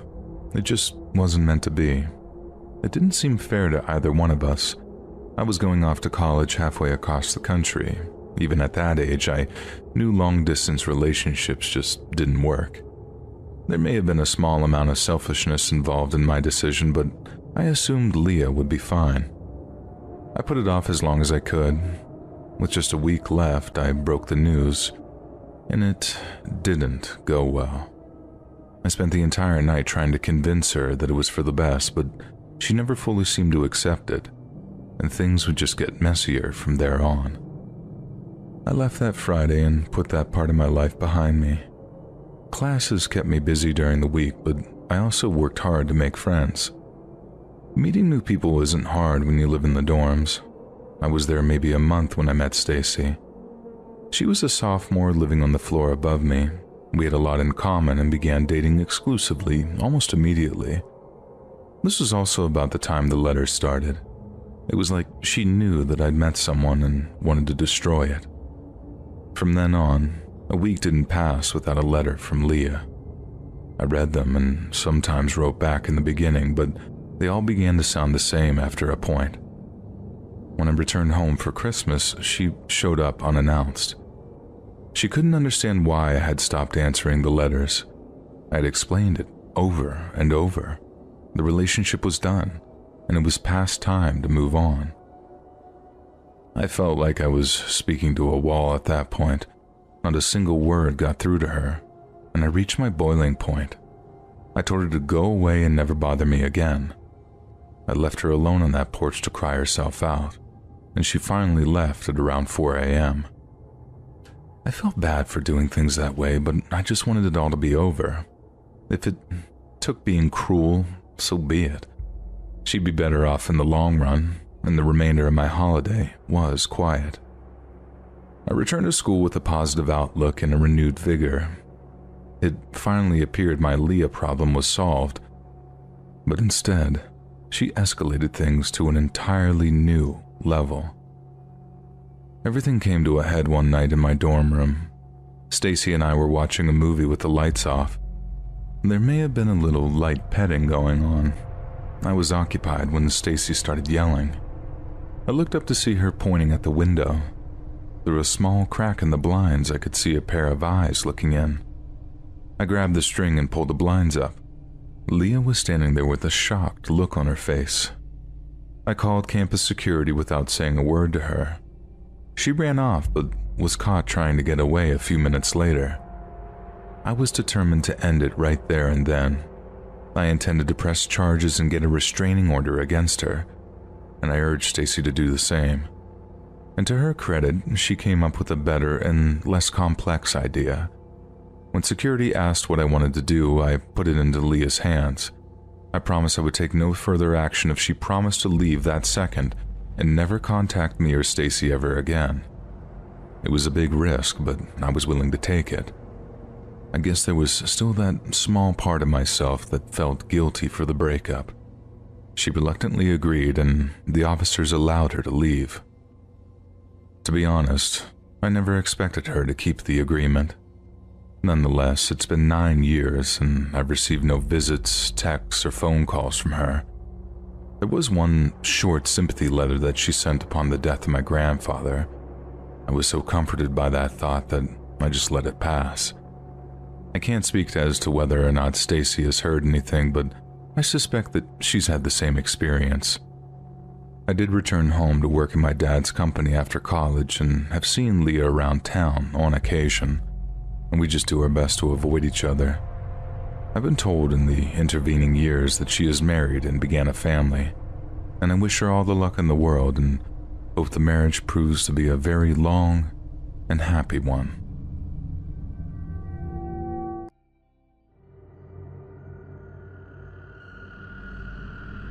This account pertains to my current upstairs neighbor. He disappears for weeks at a time, and then will suddenly hear what sounds like a slaughterhouse happening at 11 p.m. on a weeknight, announcing that he's now home. There's been a lot of things that have happened, but the top two that pretty much sum up everything you need to know about just how creepy this guy is this. One day I was bringing up groceries and he offered to help. I told him thank you and assumed that he would just take the bags to the second floor landing, place them outside the door, and then continue up to his apartment, like our other neighbor who has done this exact thing before. He follows me back out to my car and then stands about 4 inches behind me as I lean into the trunk of my car to get the last 2 bags. He takes all of the bags and then walks upstairs. As I finish saying the, "Oh, thank you, you really didn't have to do that," lines and unlock my door, he goes, "Oh, it's no problem. I know your old man leaves for work early and you're home alone." I barely open the door enough to walk into my apartment before I can turn around, and he's walked in. He opened up my fridge and puts the milk in, and he starts looking around our apartment and into our bedroom. And now, just for context of why I didn't flip out and start screaming, it was 8 in the morning and the 2 other people who live in our building were gone, so literally no one would have heard me. He's probably 6'2" and I'm 5'5" if I have on some thick shoes, and I say, "Okay, thanks for the help, I'll see you around." And he continues to dig through the fridge and looking towards my bed. Then he turns and starts stepping towards me, and then he realizes that I have a very large butcher knife 4 inches away from my hand, and then he chooses to leave. I call my husband, who's at work an hour away, crying, and tell him what just happened. That night he goes to confront the guy, and he won't answer the door. And so my husband goes up the next day, and the guy breaks down crying and tells my husband he doesn't remember anything and he's so sorry and he was just trying to be very neighborly. And my husband just tells him, "My wife's a tough girl and she can carry the groceries up herself." Sometime later we woke up one night hearing someone yelling and screaming outside. When we look out our living room window, we see the upstairs creeper with blood streaming down his face.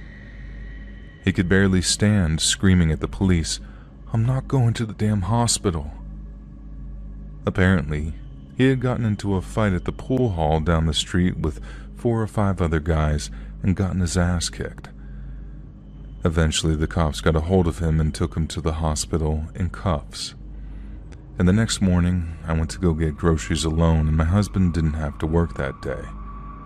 When I came home, he was standing outside smoking a cigarette, and you could tell that he was still messed up from whatever he was on the night before.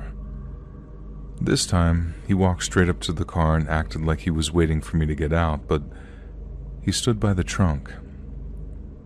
This was also the first time that I had seen him since the initial incident that he could have thought my husband wasn't home. I called my husband, and when he saw that I was on the phone and heard my husband coming down the stairs of the building, he took off running around the corner. My husband took me to the store that day and got me a gun. And now anytime he sees me alone, he just stares, but if my husband is around, he acts like he doesn't even see us. And now I know this might come across as a sort of dumb idiot just whining about her antisocial neighbors, but sometimes I get really scared being here whenever my husband isn't around, And since writing all of this down has made me feel just a little bit less alone, I guess it was worth it.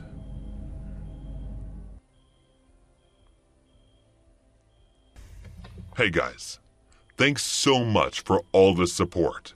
If you haven't subscribed to the channel yet, please feel free to do so. I wanted to tell you guys about my mentally unstable neighbor, who I will be calling Kay to respect her privacy. Because I don't want to call her crazy or anything else that contributes to the stigmatism of severe mental illness, this story isn't going to be exaggerated to be more creepy than what it was. It's just what happened. Now, we had just moved into our new home, which we had recently built in a town in Texas. It started when my parents began finding small pills strewn about our backyard near the fences, just a few here and there. We Googled the numbers on the pills to find most of them were antidepressants, but I can't remember the exact names, as this was about a year ago or so. But I think there was at least one pill that Google said was an antipsychotic medication. We were pretty confused, but mostly worried about our dog eating them before we could find them all. This kept happening over a few weeks, and then we found unopened water and Gatorade bottles thrown over our fence. The side of the house this was coming from had a somewhat empty lot next door. We had soon-to-be neighbors building their new house there, but it wasn't like the construction workers were throwing their trash over our fence. These bottles were unopened and full. For reference, Kay lives a few houses down from mine on the corner. Between our house and hers are 2 empty lots, the lot closest to us with a new house being built. After another week or so of this came the fights, or maybe incidents I should call them. Kay would routinely storm out of her house and go yell at the construction workers. I don't know what about, but apparently about nonsense things. Sometimes she would yell from her yard. Sometimes she would walk onto the lot to yell. Several times she was seen yelling at no one, just standing in the lot or walking around the construction supplies and arguing to herself. By now, most of the people on our street knew her and were afraid of her. Up to this point, I have never seen Kay. I attended university an hour away and was only home on the weekends. One weekend, my parents left me home alone in the middle of the day. I think they were at the gym or the grocery store. I'm an only child too, and I had just gotten out of the shower and walked downstairs to hear yelling. I took a look out the windows to see a middle-aged blonde lady arguing. I couldn't see who she was talking to, but I couldn't hear another male voice. Now, I had not met Kay yet, but I also hadn't met my new neighbors. So my first thought was that this was the new couple building next door, my new neighbors. It seemed like they were arguing about the house. After a few minutes, the blonde lady walked away, and then a couple came out of the unfinished house. They got into their car and parked on the street. I was really confused at this point, especially when the man walked over to my door and rang the doorbell. I'm very introverted, so I opted not to answer the door. Stupid, I know. My parents weren't home anyway, so it wouldn't have made a difference, I thought. After a minute, he walked back to his car, and from the window I could see he was sitting there on the driver's side doing something. He came back with a note that he left on my door, and then he and his wife drove away. After I was sure they were gone, I got the note and read it. Apparently my neighbors were checking out the house when they saw Kay, the blonde lady, attempting to get into my backyard. They confronted her, and that's what the yelling was. In a rush, I sent a picture of the note to my mum and called her, etc., but she didn't seem that worried about it. I knew that we always left the back door unlocked during the day, though, If she had gotten through our fence gates, she could have easily walked inside the house while I was home alone. After that, my stepdad got some new locks for the little gate doors at the front of our house. Things continued like this for a while, with Kay trying to get into our backyard, throwing pills and water bottles over our fence. A couple of times she was rummaging around our front flower beds too. And there was one instance which really unnerved my parents. We have a small alleyway that runs behind our house, connecting everyone's driveways. And another neighbor, who lives across the alleyway from us, contacted my parents to let them know they had seen Kay looming around our back fence at 3 a.m. that night. Not sure why those neighbors were awake at that time, but they said Kay was just standing there in the middle of the alleyway, staring at our back fence. Knowing we had someone essentially casing our house in the middle of the night, it was really starting to freak us out. The guy who built our house, who I'm naming Jay, somehow got in contact with someone who knew Kay's family pretty well. Everyone was wanting answers as to why Kay was acting like this, and since Jay had built most of the houses in the area and was well connected, people were asking him. I think he was friends with the realtor who sold the house to Kay, but I'm not sure. But Jay was able to give us a lot of information about her. Apparently her family was rich and owned a very big corporation, like one of the biggest in the US. And her family had essentially placed her in this house, away from the rest of them, as they didn't want to deal with her mental illnesses. But more importantly, 2 years ago, her only son died of a drug overdose, and she's been unstable ever since. I'm not sure if she thinks we're holding him hostage, or his ghost is here or what. But that's why. She's been to several psychiatric hospitals throughout her life, and now she's stopped taking her medication because she's throwing it over our fence. Things finally came to a head in January of 2020, when during one of her usual arguments with the construction workers, she pulled out a BB gun. She was already very aggressive, so the BB gun just made things 100 times worse. I don't know if she just threatened to shoot them or if she actually did, but the cops were called regardless. It took them a while to talk her down, with several police officers swarming the street with big guns. I'm thankful that my parents had been filing police reports, so when they came they knew about Kay's history of mental illness. I'm both grateful and a little surprised that they handled the situation so well, because not a lot of police departments properly train their officers to deal with mentally ill patients, especially ones experiencing psychosis. Anyway, after that incident, Kay was not seen for a long time. We heard she was in a psychiatric hospital for many months, after which she returned to our neighborhood. She's doing much better now. She no longer does any of the strange behaviors she used to, and almost every day, me and my parents see her walk her dog past our house. She's clearly sticking to her routine, and I'm happy for her.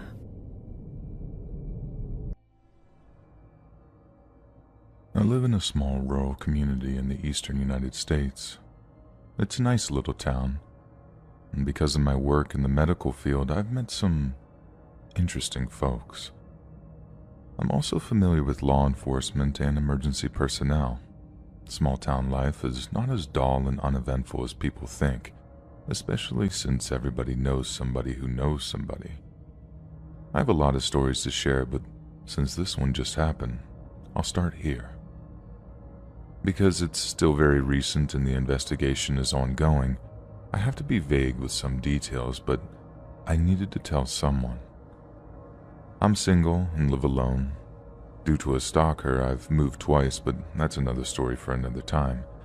However, it is relevant for this story for multiple reasons. The first reason being that I have a dog for the sake of protection, as well as have motion sensors and outdoor security cameras. The second reason being the location of my home, which is literally down the street from the fire department. I can see it from my living room window right now, and a couple of blocks from the police station. However, next to the fire department is the road department, which is basically a parking lot where they park their road equipment and empty garage trucks at night and on weekends. Oddly, it doesn't have a security camera. Small town life, I suppose. My house sits on a hill with a good view of that side of the street. Due to the incline, the large trees in the front yard, and the half cornfield in the property next to me, most people in the street below wouldn't notice me in the backyard unless they were actively looking. However, I can see the street clearly. This incident happened Saturday evening. The county was holding its annual Independence Day spiel with a community barbecue, music, fireworks, etc. I didn't attend because it's just not my thing. Plus, I have a dog and the sound of fireworks could be traumatizing, as I'm sure many of you know. Before the big show, I took the dog out to relieve herself in the backyard. There was still at least an hour of daylight, but the entire neighborhood was pretty quiet because most everyone was at the fairgrounds or various other holiday events. So when an unfamiliar, large white pickup drove slowly down the street, I noticed. It must have turned around at the end of the street because I saw it again, moving in the opposite direction only about 20 seconds later. This time it turned into the parking lot of the road department. Now, people have been known to toss things into the empty garage trucks, usually at night to avoid getting caught, because they don't want to or they're unable to make the trip to the landfill themselves. Usually it's things like furniture or broken equipment, but I didn't see any of those things in the back of this truck. The driver was a somewhat stocky guy of average height. He took 3 large black trash bags from the bed of his truck and tossed them one by one into the hopper of the garbage truck. Then he left.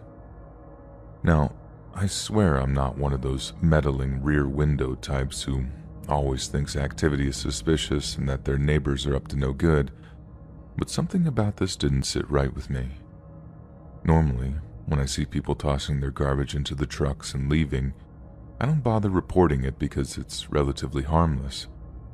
But this time, I had a gut feeling. So I called the police.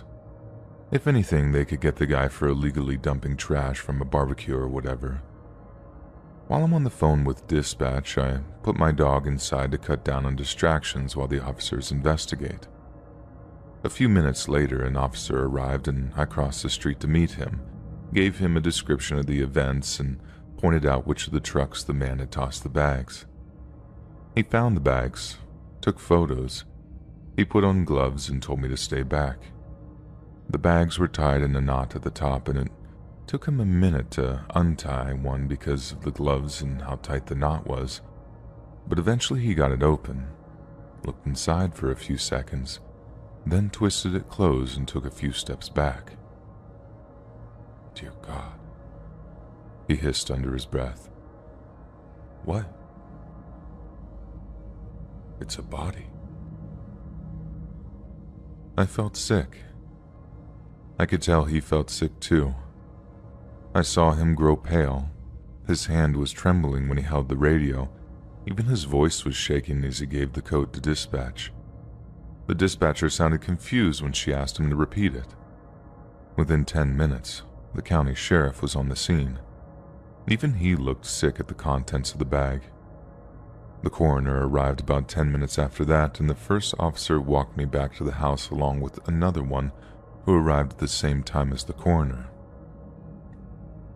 Though I showed the first cop via the app on my phone when I described the events initially, I now showed them the video on a larger screen.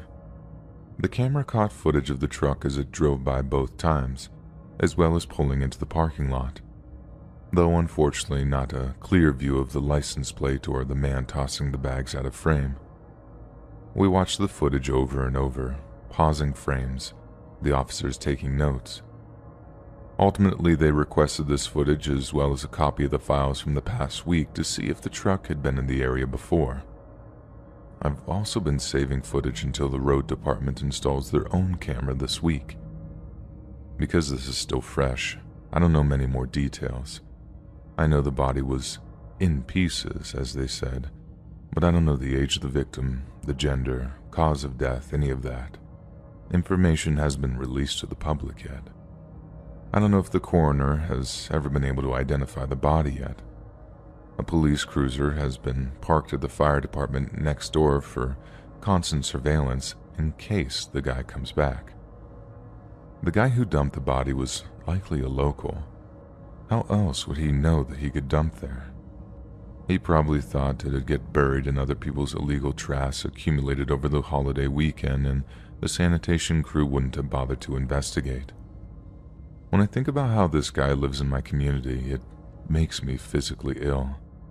To think that he had clearly scouted the area for a dump site, that it may not have been the first time this had happened, that this could happen again. If I hadn't called it in, if I hadn't been in the backyard at the exact moment, or if I had ignored that gut feeling, the victim would have never been found, may never find potential justice. Their loved ones may never have closure. In fact, there's a possibility that it might just happen again to another poor soul, and I just hope that it's not me.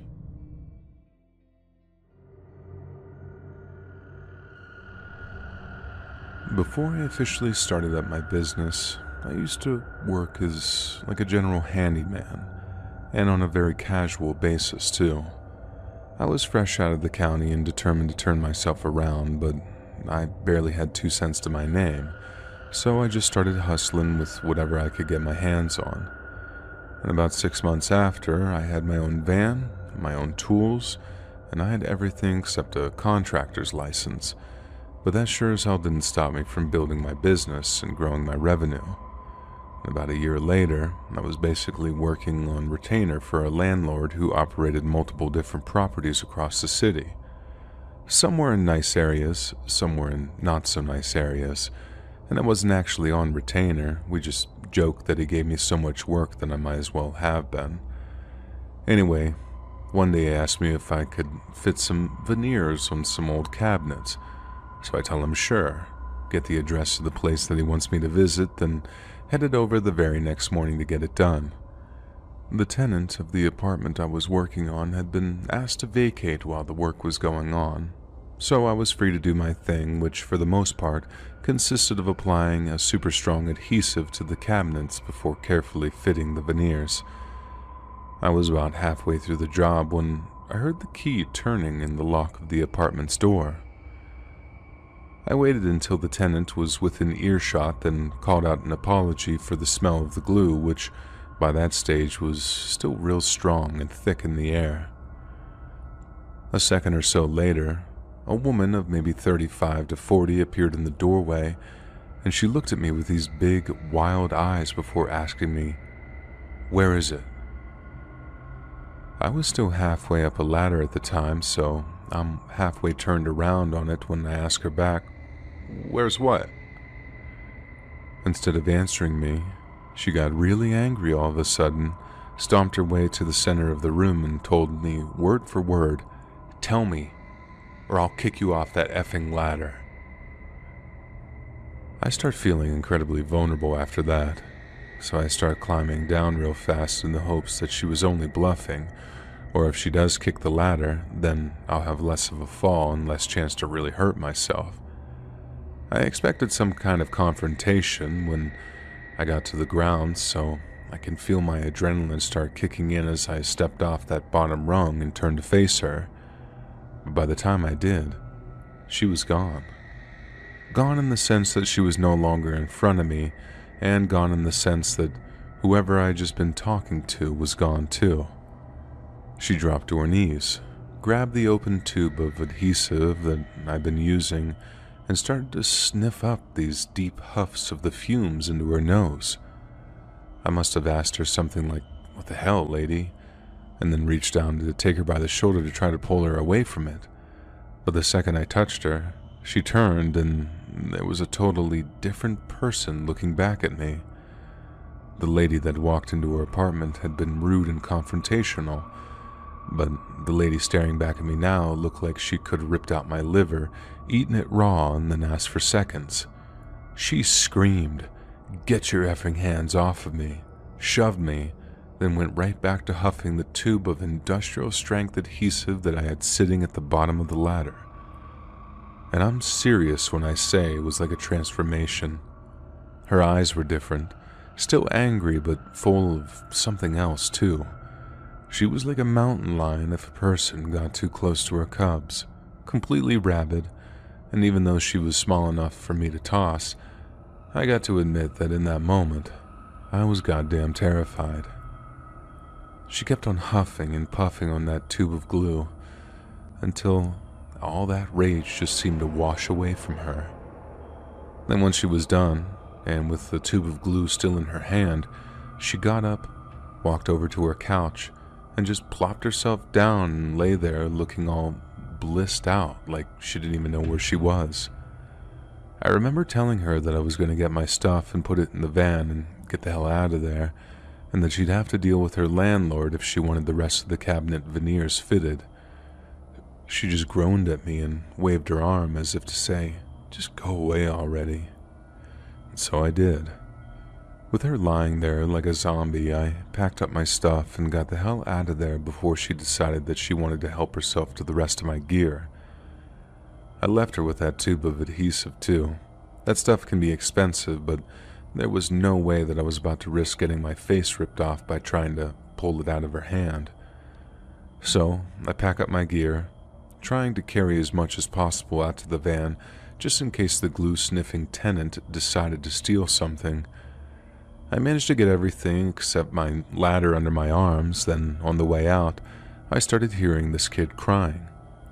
There's no telling how long they'd been wailing, but I guess I just filtered it out into background noise while I was trying to keep from getting shredded by that crazy glue sniffer lady. But then when I step outside, I see where the crying was coming from. There was a car right there on the curb with both the driver's side and rear passenger door open. In the back, there was a kid still strapped into the car seat, and it was screaming out, "Mommy, Mommy," over and over again. There were grocery bags sat in the pathway to the apartment too, like the woman had gotten home, saw the van and rushed inside after abandoning both her grocery bags and her kid. Maybe she just forgot that I was stopping by that day and rushed inside to check it out before bringing her kid and groceries inside. I'm not sure. But either way, she walked in, the smell of the adhesives hit her, and that's all that she had in her mind. And that was the scariest thing of all.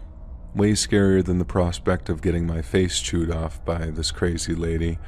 This woman was such a degenerate drug addict that one little whiff of industrial strength adhesive and she was gone. Hell, she might have been Mother of the Year before she walked into that room, and then just boom, she was just right back to the bottom of the barrel getting high all over again. I don't honestly know what her situation was, and I shouldn't speculate. I just hope her kid ended up okay, because with a mother like that, life sure is gonna be an uphill struggle.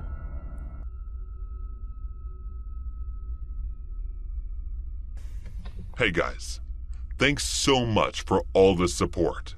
If you haven't subscribed to the channel yet, please feel free to do so.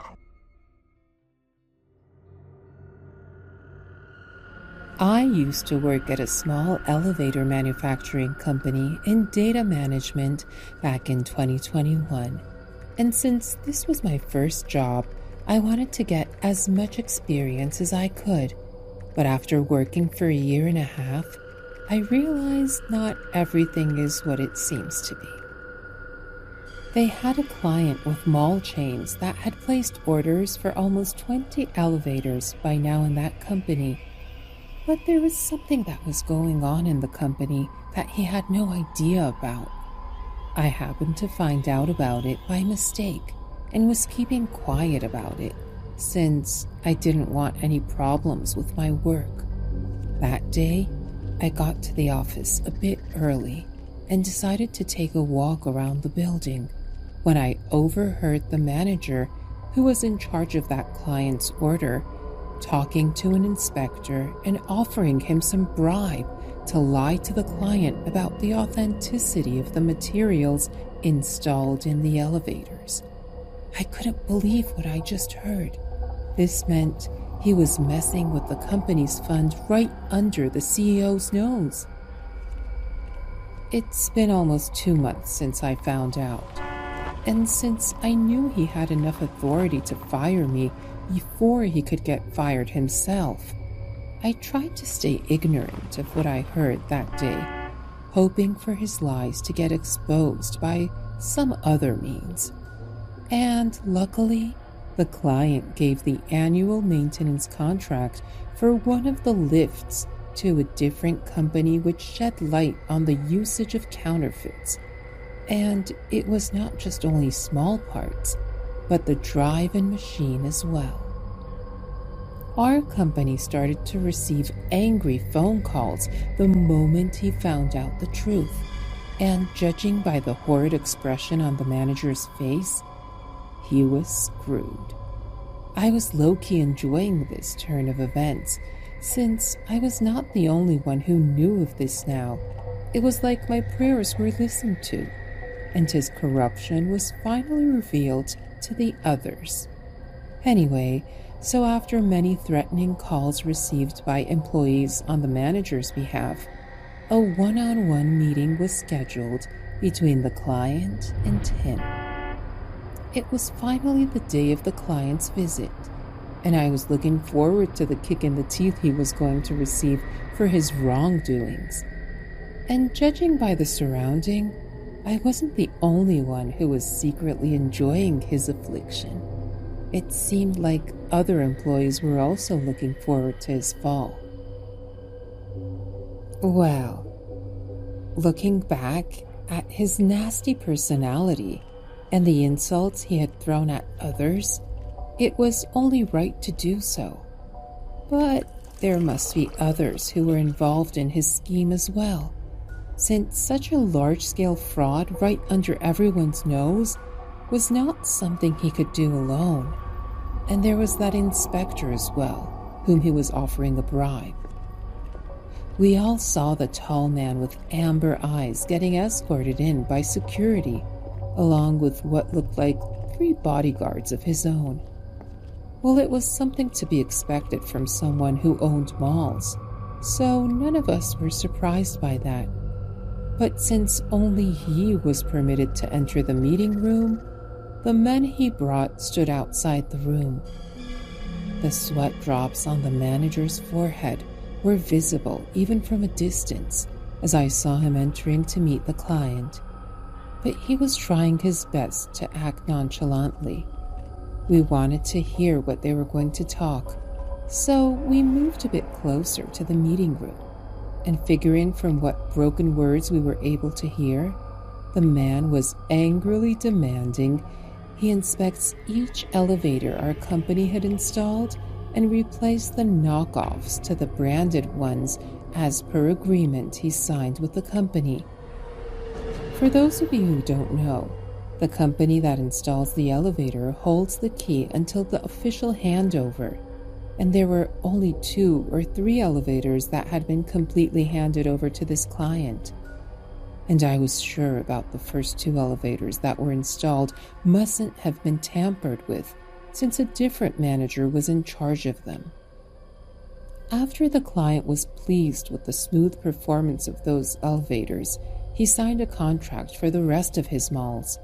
The project was given to this greedy hyena of a manager who decided to embezzle with the company's funds to fill his pocket, thinking no one would ever find out since customers have less to no knowledge of the materials used inside the elevator.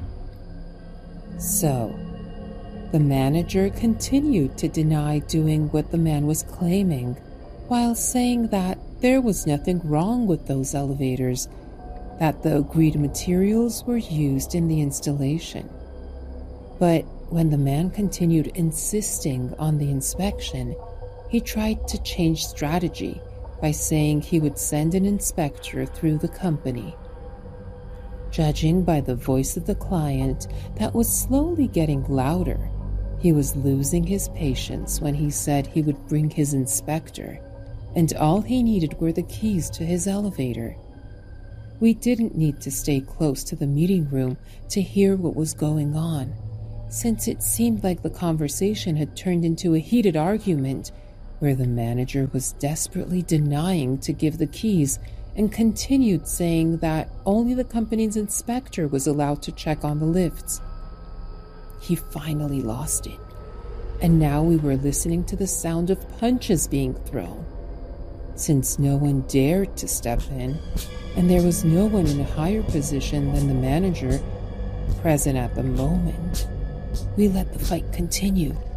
After about another 15 minutes or so, the man exited the room, looking like an angry Hulk. There was blood on his knuckles, and he strode off to the exit while his bodyguards followed him. We immediately rushed into the meeting room to see the condition of the manager, and he seemed pretty beat up as his face looked unrecognizable and was unconscious. Not only that, but he was bleeding through his head. It looked as if he was a victim of an assault. Well, judging by the vast difference between the two's height and build, it was predictable that he would get smashed by the other party. Anyway, he was immediately taken to the hospital, and this issue had already reached the CEO's ears, who was in a completely different state for a meeting with a possible investor. We were informed that he would be coming back the very next day to resolve this issue by himself, while, on the other hand, the corrupt manager had gone into a vegetative state due to the seriousness of his head injury. Not that I cared, but the doctors couldn't tell when he would wake, and if he did, there was a huge chance he would have an issue in speaking. Another meeting was held between the client and the CEO, and this one was rather calm than the previous fiasco. The CEO agreed to the inspection as per the man's condition, while apologizing and saying he had no idea that an employee was playing with the company's trust, and offered to replace the part with the one that was mentioned in the contract. The manager's company was sent a letter of his release from duty, along with the warning that the company was not pressing any charges for the fund embezzlement due to his condition, and they can think of the money he stole as compensation. Every single employee was investigated after that, and it turned out there were more people involved than I thought in this, and every single one of them was fired and sued for stealing from the company. I worked for another 6 months before moving to a better opportunity the moment I got it, and I hope I don't get entangled in something like that ever again. But as I am moving forward in life, I am getting to know there are all kinds of selfish people in this world, and you gotta watch out for them.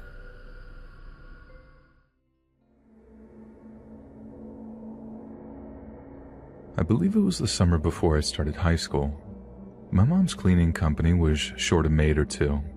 She figured it made more sense to make me work for my money rather than just hand over a bit every time I asked. Maybe she thought it would teach me the value of $1.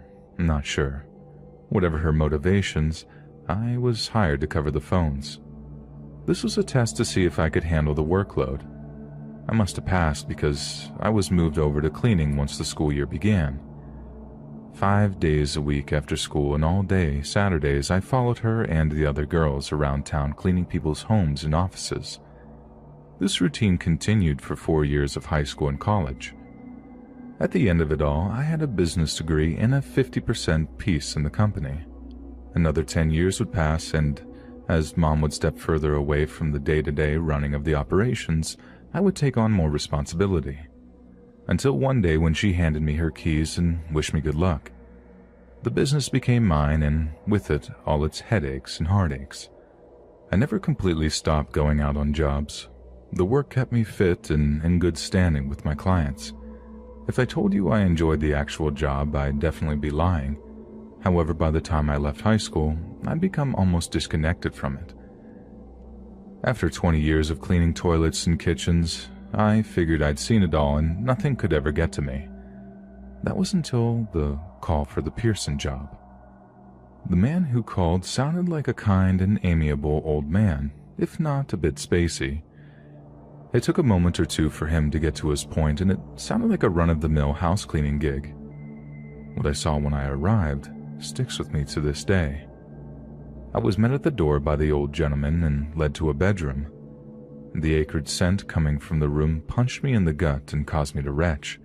While fighting the urge, I balked at the horrifying image before me. It appeared as if a tub full of blood had been splattered all about the room. The bed was by far the worst, soaked in an almost purple-tinted goo. One wall appeared to have a vast spray of blood and gray matter coating it. The horror of it overtook me, and I ran across the hall into a bathroom and barfed up my lunch. It took a few minutes to compose myself. I stormed from the bathroom and confronted the man about what I had just seen. He hung his head for a moment, at first mumbling an apology, then looking up toward me, quietly allowing a tear to fall from the corner of his eye. "I'm sorry, young lady. I know it's an awful sight. I should have warned you, but I was afraid you'd turn around and leave. My grandson..." He took a long, ragged breath and began again. "My grandson took his life this morning. He did it in that room. I can't even bear to go in there. I know it must be shocking, a shocking sight to see, but I didn't know who else to call. My insurance won't pay for it, and the other company I called, the one the police gave me the card for, they wanted far more than I could afford. I knew my wife had used your company many years ago, and I liked it. I guess I hoped you could help me." I wasn't sure what to say. I felt horrible for this poor man, but this type of work was way beyond my ability, not to mention my comfort level. Crime scene cleanup companies made more because they had to deal with bloodborne diseases and pathogens and had the proper chemicals to dispose of bodily fluids properly. We continued to stare at one another, unsure of what to say.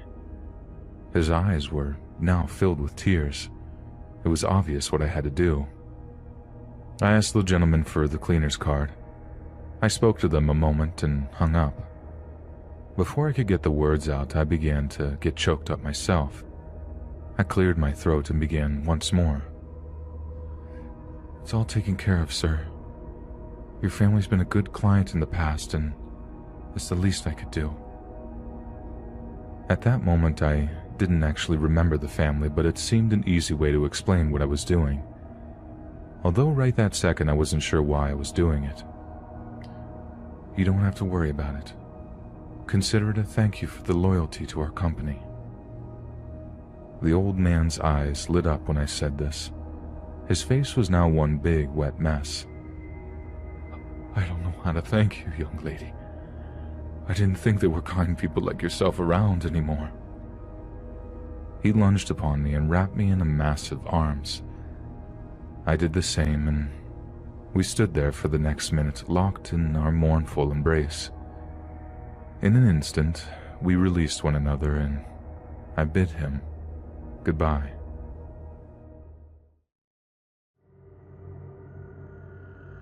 After high school many years ago, I was in a bad place. My guardian had kicked me out after graduation. She didn't help me find a place to stay, so I lived in my car for a couple of months. I met some heavy metal dudes at work one day.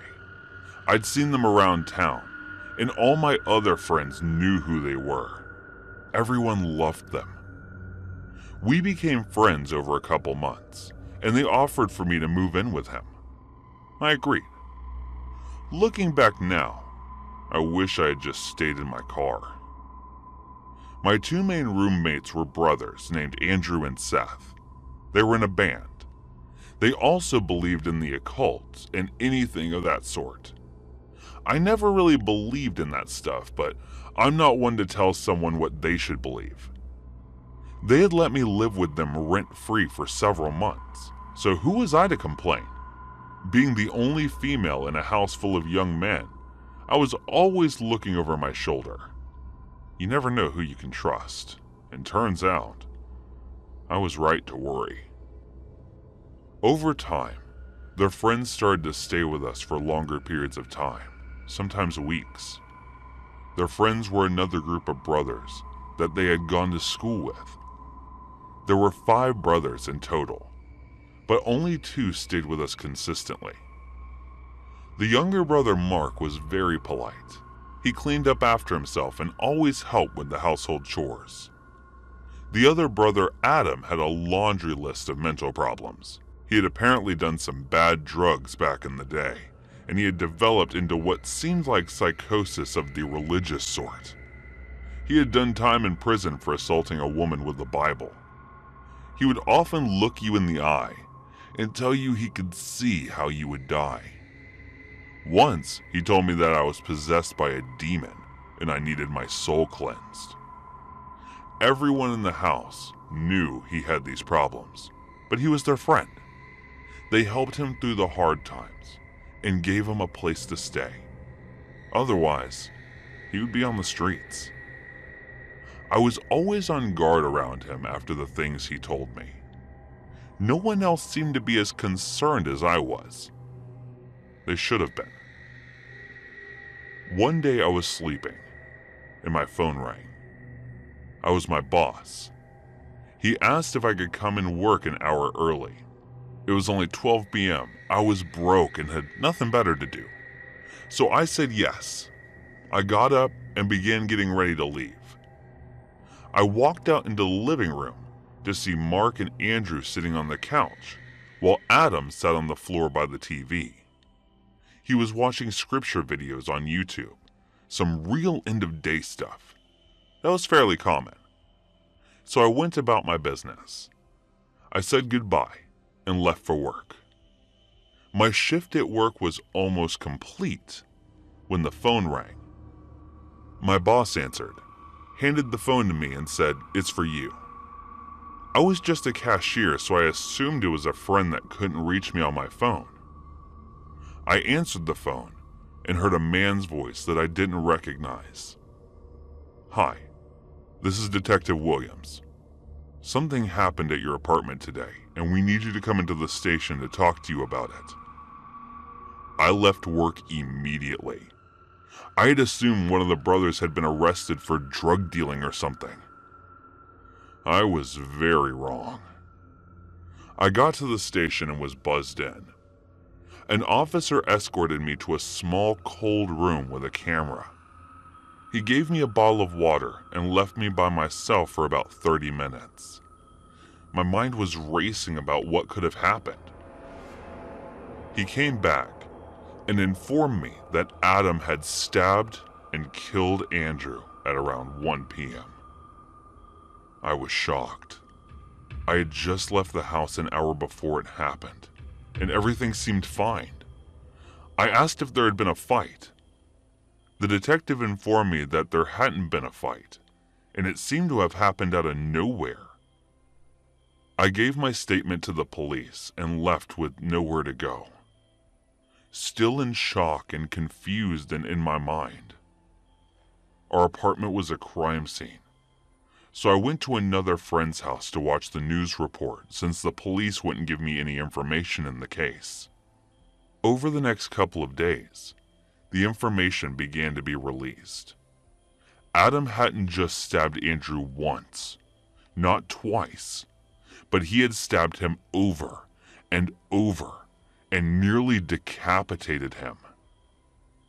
After the murder, he ran down the road, still holding the murder weapon.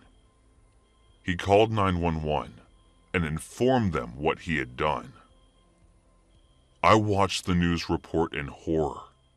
We had known he was unstable, but this had fully confessed to the brutal murder and provided police with his notebooks. He had apparently planned to murder all of his brothers, my roommates, and me. He thought we were possessed by demons, and this was the only way to free us. Luckily, none of his other intended victims were there that day. Mark unfortunately witnessed the murder, but he was lucky escaped. If I hadn't gotten that call from my boss, I wouldn't be alive today.